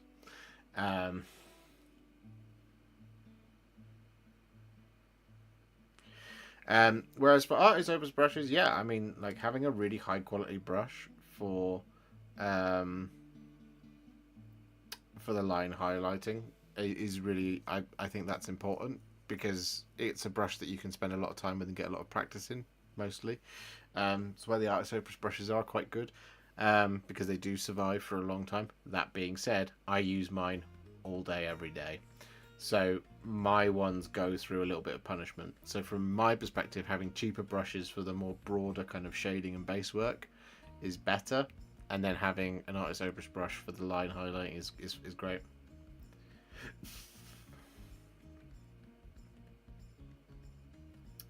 Sadly not read a book in ages, however I do listen to audiobooks while I'm painting, going through Caiaphas Cain books right that way. That's awesome. I've not listened to the Caiaphas Cain ones, but they're on my list of things that I should probably do. Any self-respecting Warhammer fan, all that kind of thing. It's like the Gaunt's Ghosts and the Eisenhorn stuff. I've only ever listened to a bit of Eisenhorn and one of the Gaunt's Ghosts books. Problem is the one Gaunt's Ghosts book I listened to, I was like, I don't get the hype. But that's because it was a really old book, right? It was much older than everything else that I was used to reading. So it's not Gaunt's Ghost's fault.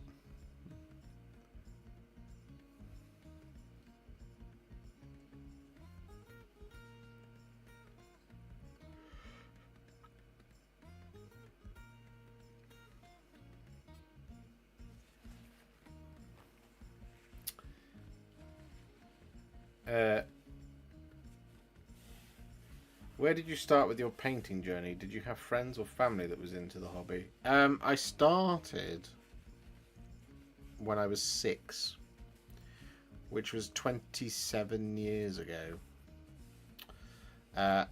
And I had done a couple of like Airfix models with my dad and my grandfather, and I really liked it. And my mum gave me a copy of White Dwarf that had a free Necron in it. Not this one, but this one. One of these old metal Necrons. Chewie got me this one as a replacement for my first ever one. Because he's a baller.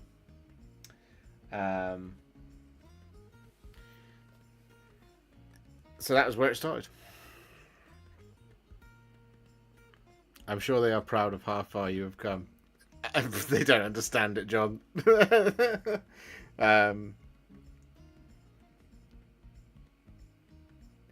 Did you ever play Warhammer Fantasy? And if so, what armies/armies? I did play Warhammer Fantasy, the Paint Beast. I played a little bit with Skull Pass, that set.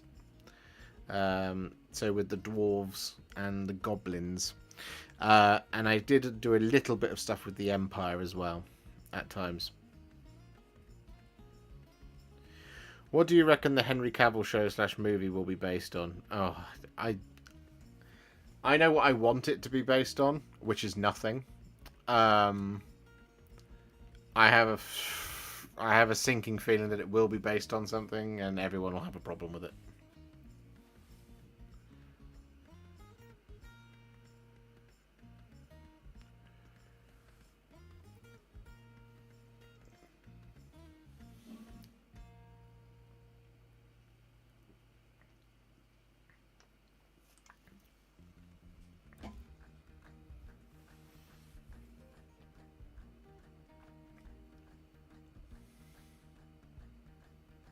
I would like I would like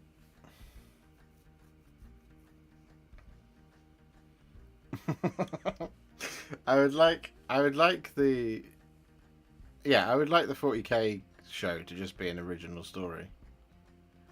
That is, not centered around. Basically, what I see a lot of people angling for is like, oh, which Primarch or which Custodes do you think Henry Cavill is going to play? And my response to that is always, have you seen Warcraft: The Beginning? That's the movie that's the TV show you're angling for right now. That's what you'll get. And if you liked Warcraft at the beginning, fine. If you didn't like it, stop asking for it.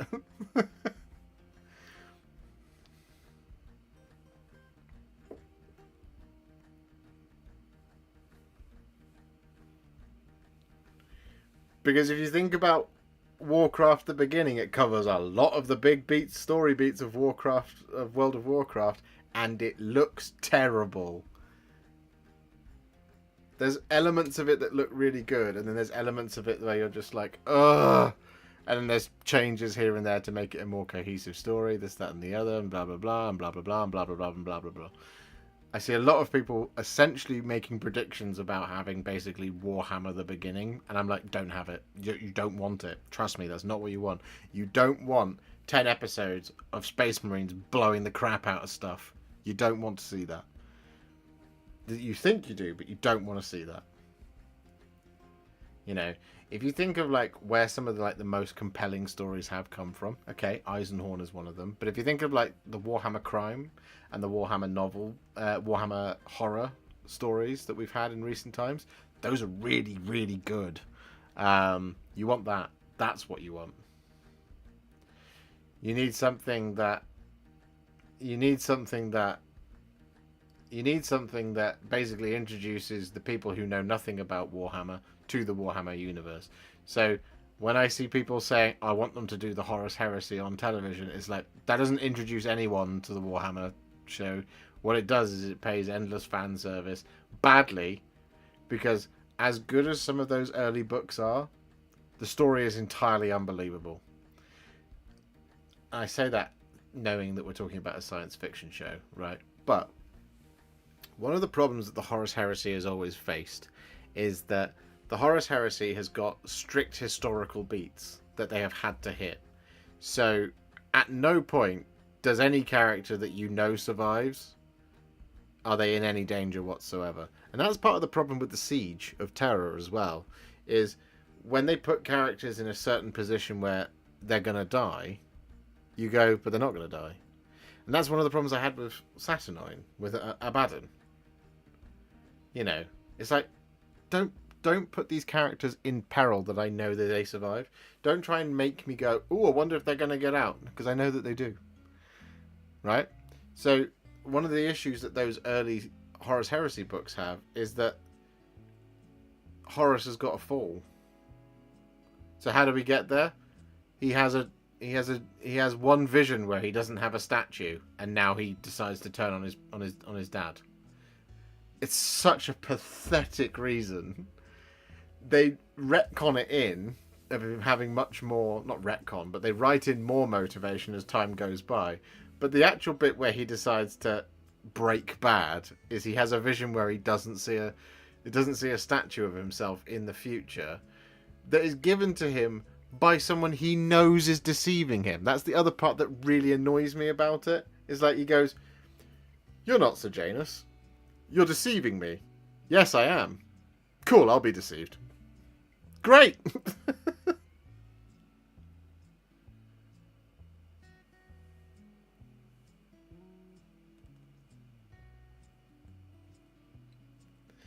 The other part of it as well. The other part of it is the same issue that that the Mandalorian has. Okay. This is where we're getting into dicey territory, right? We're talking about Star Wars. But one of the problems that the Mandalorian has is that the first season is so good. It's so good.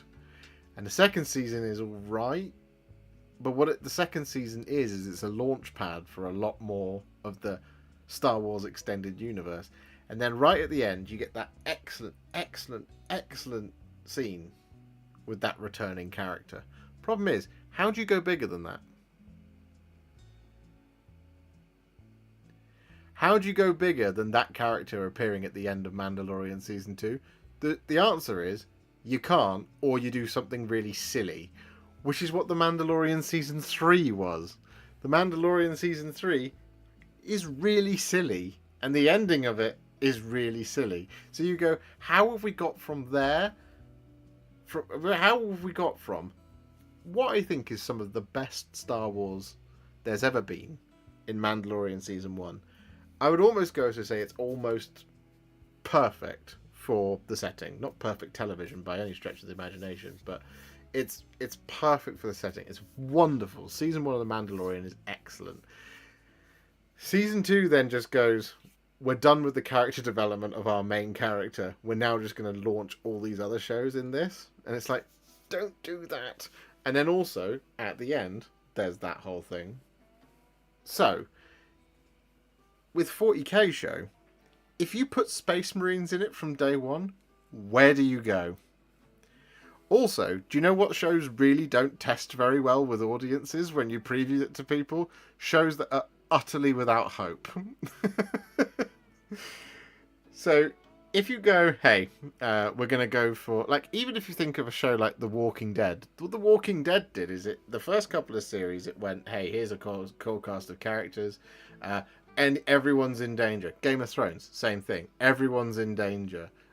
Anybody can be killed off at any minute, because this is an unforgiving universe where you make a mistake, or you're just in the wrong place at the wrong time, or there's all these horrors out there that are waiting to devour you, this, that, and the other. You can put all of that into the show, right? And you can do all of that. But what you end up doing is, if you have a show where it's just constantly butchering its main cast of characters, one, there's no one for you to really emotionally attach to and go, cheer for, and there's also no one to really hate if they're just being killed by the mindless minions. The other side of it is they end up running into the situation where they, in order to maintain the air of anybody could die, they create characters to kill them. So you end up going, hey, here's this new character, and you go, alright, they seem alright. It's a shame we're going to lose them in 3 episodes. And then what do you know? They're dead in the next 3 episodes. Because they don't want you to form it. Because they can't kill off their main cast of characters all the time. So, again, 40k, do you just have a show where you just kill the main characters the entire time? Where there's no... You can't bond with them at all? No. Or do you do a thing like Eisenhorn? But if you do Eisenhorn, there's no Space Marines in it, as far as I'm aware. I think is it? Am I right? Somebody in the chat tell me. In Eisenhorn, isn't there a Chaos Space Marine that turns up right at the end of one of the books, and it's absolutely terrifying? Something like that. I know that happens in Gaunt's Ghosts, right? So if you make a show about Space Marines who are just blowing away cultists left, right, and centre, it's like, okay, cool. So, like, what's going to kill these things? Oh. And that's the thing, is you need to appropriately set the power of things. You get way more impact. You get way more impact from a Space Marine showing up to save everybody and it being, pretty terrifying, or a Space Marine showing up as a terrifying adversary, wading through your cast of characters that you got to know, and then you finally bring it down. You get way more mileage out of that than starting from Space Marines. Because you end up doing what Star Wars inevitably always ended up doing, where, if you think about the prequel trilogy, the Jedi suck. You think about Mandalorian Season 3, Mandalorians suck. But you've been told that Mandalorians are badass soldiers. You've been told that Jedi are super, they're these mystical warriors out of time that are super powerful. The only examples you've seen have been, up until a certain point, Luke Skywalker and Darth Vader. And you go, well, I mean, look at all the things they have at their disposal. They're incredible. But then you watch Attack of the Clones and you just see them getting blown away. You watch Revenge of Sith and you just see Jedi just get blown away because they haven't got the power of foresight or whatever. So if you do that in 40k, you go, here are Space Marines, now watch them get blown away. You go, okay, cool, well, I can't believe in this being the baseline.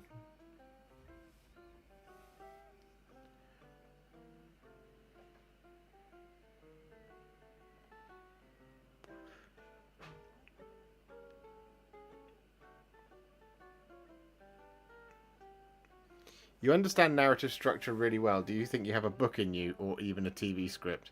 Ryan, I have often thought this, and one day I would like to try and write a book or a TV show. I would love to. What I need is I need a group of people to work for me to keep the channel ticking along whilst I do that.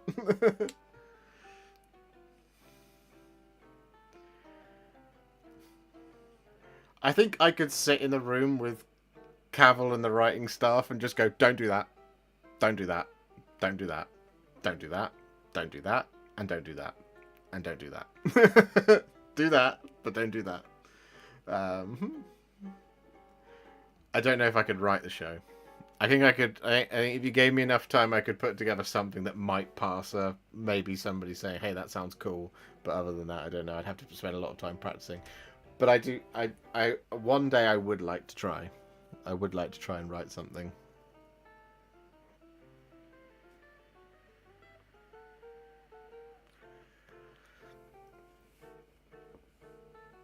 Somehow Palpatine returned. Don't get me wrong. With writing like that, how can you go wrong?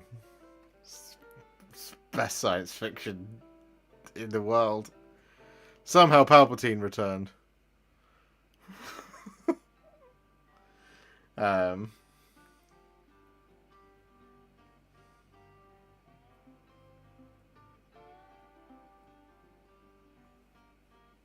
other thing to remember as well is, like, the thing with the Warhammer TV show is I think the die-hard Warhammer community is going to hate it regardless of whether it's good or not. They're going to hate it because it can't be lore accurate, because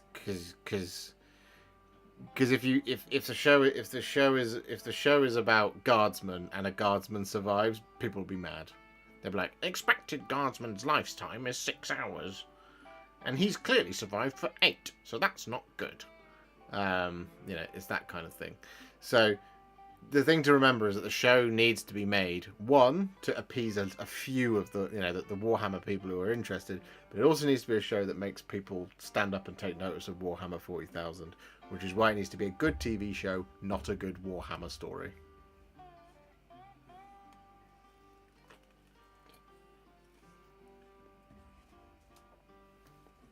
I like your shirt. Thanks, Fake Street Spirit. You can check it out. You can get one for yourself if you like, from Into the AM.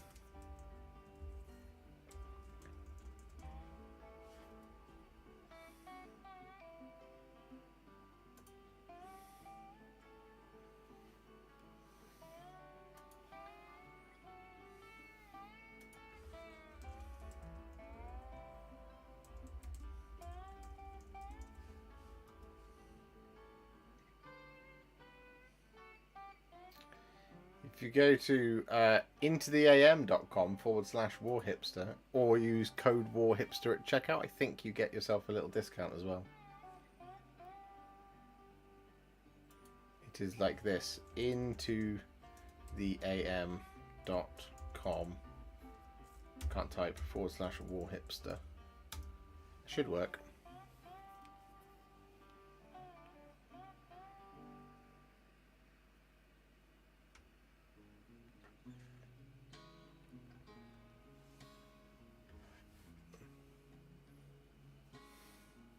What's your opinion on Tyran blue shade glazing over Macragge blue, or a contrast blue paint for ultramarines? Trying to get that deep blue colour.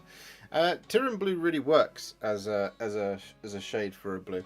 If you check out my Night Lords video, you can see what it does over the dark kind of 2 layers of Storm Fiend that I do there. It is really good. It just adds that little bit of extra punch to a blue.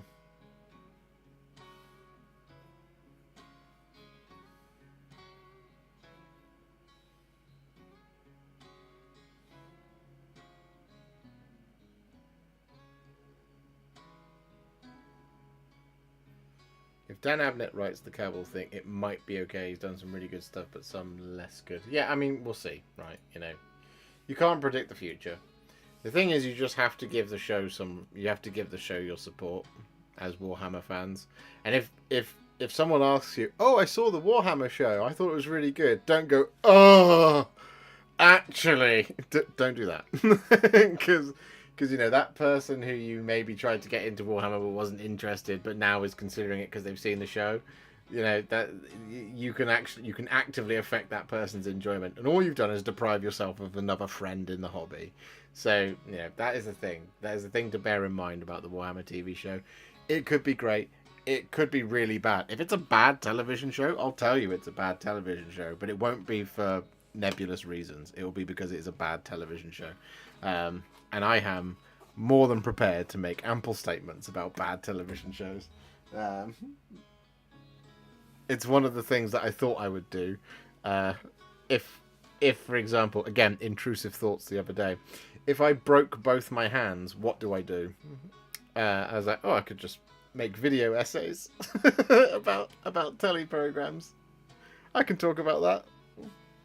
Have you got any dry brushing video / tutorials? I feel like I'm very much hit and miss trying to wrap my brain around different techniques such as using a dampening pad.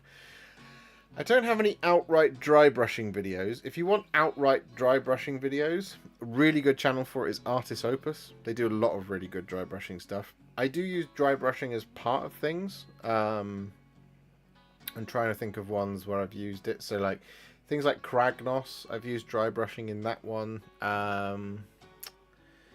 Pretty much all of my Flesh Eater Courts, pretty much all of the Leviathan Tyranids as well. There's a lot of dry brushing that goes on in that.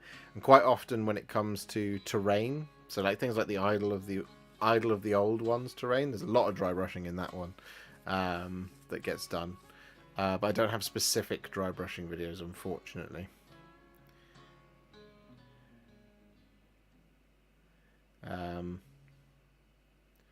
But we shall see.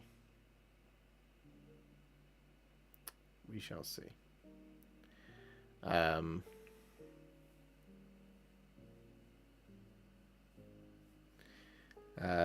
What time are we on? We are on 20 to 11, so we've gone 10 minutes over. So, ladies and gentlemen, it's time to wind down. Because I've got marauders, not marauders, what are they called? Fell riders. Fell riders that need finishing. It's literally these 2 paints across 5 models. How hard can it be?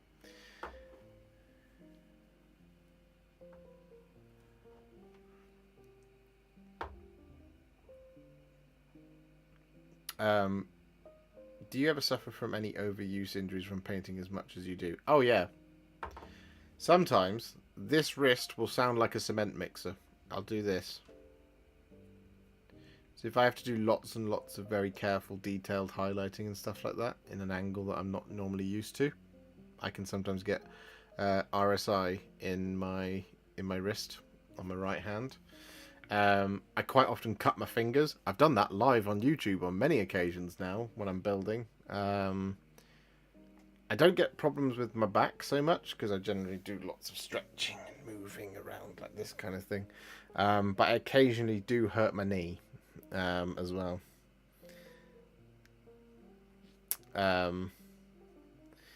Love the painting tutorials. Trying to follow the Magnus the Red video currently, but my Sigvald Burgundy looks pink compared to a bright reddish. Any tips? It might be that you need to shake it a little bit more, or just use a little bit more paint on your brush. The alternative is, if it does look a little bit pinkish, it's okay, because you can use shades to bring it down.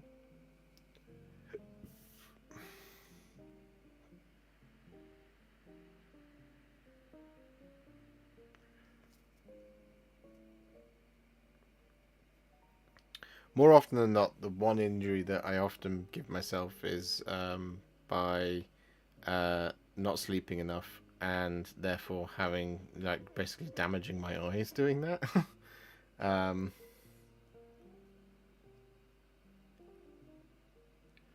I've listened to The Devastation of Baal, and Dante, and Mephiston, Lord of Death.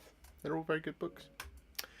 But what remains for me to say is a massive thank you to Ryan Garner, Elecman24, Lugubrious Crumhorn, Kevin Faneuf, I hope I said that right, Akano Lotus, and of course Mr. ADR Wargaming for all of the gifted memberships and the super chats.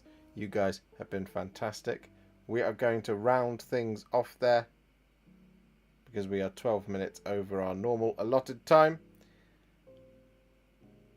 for such an endeavour.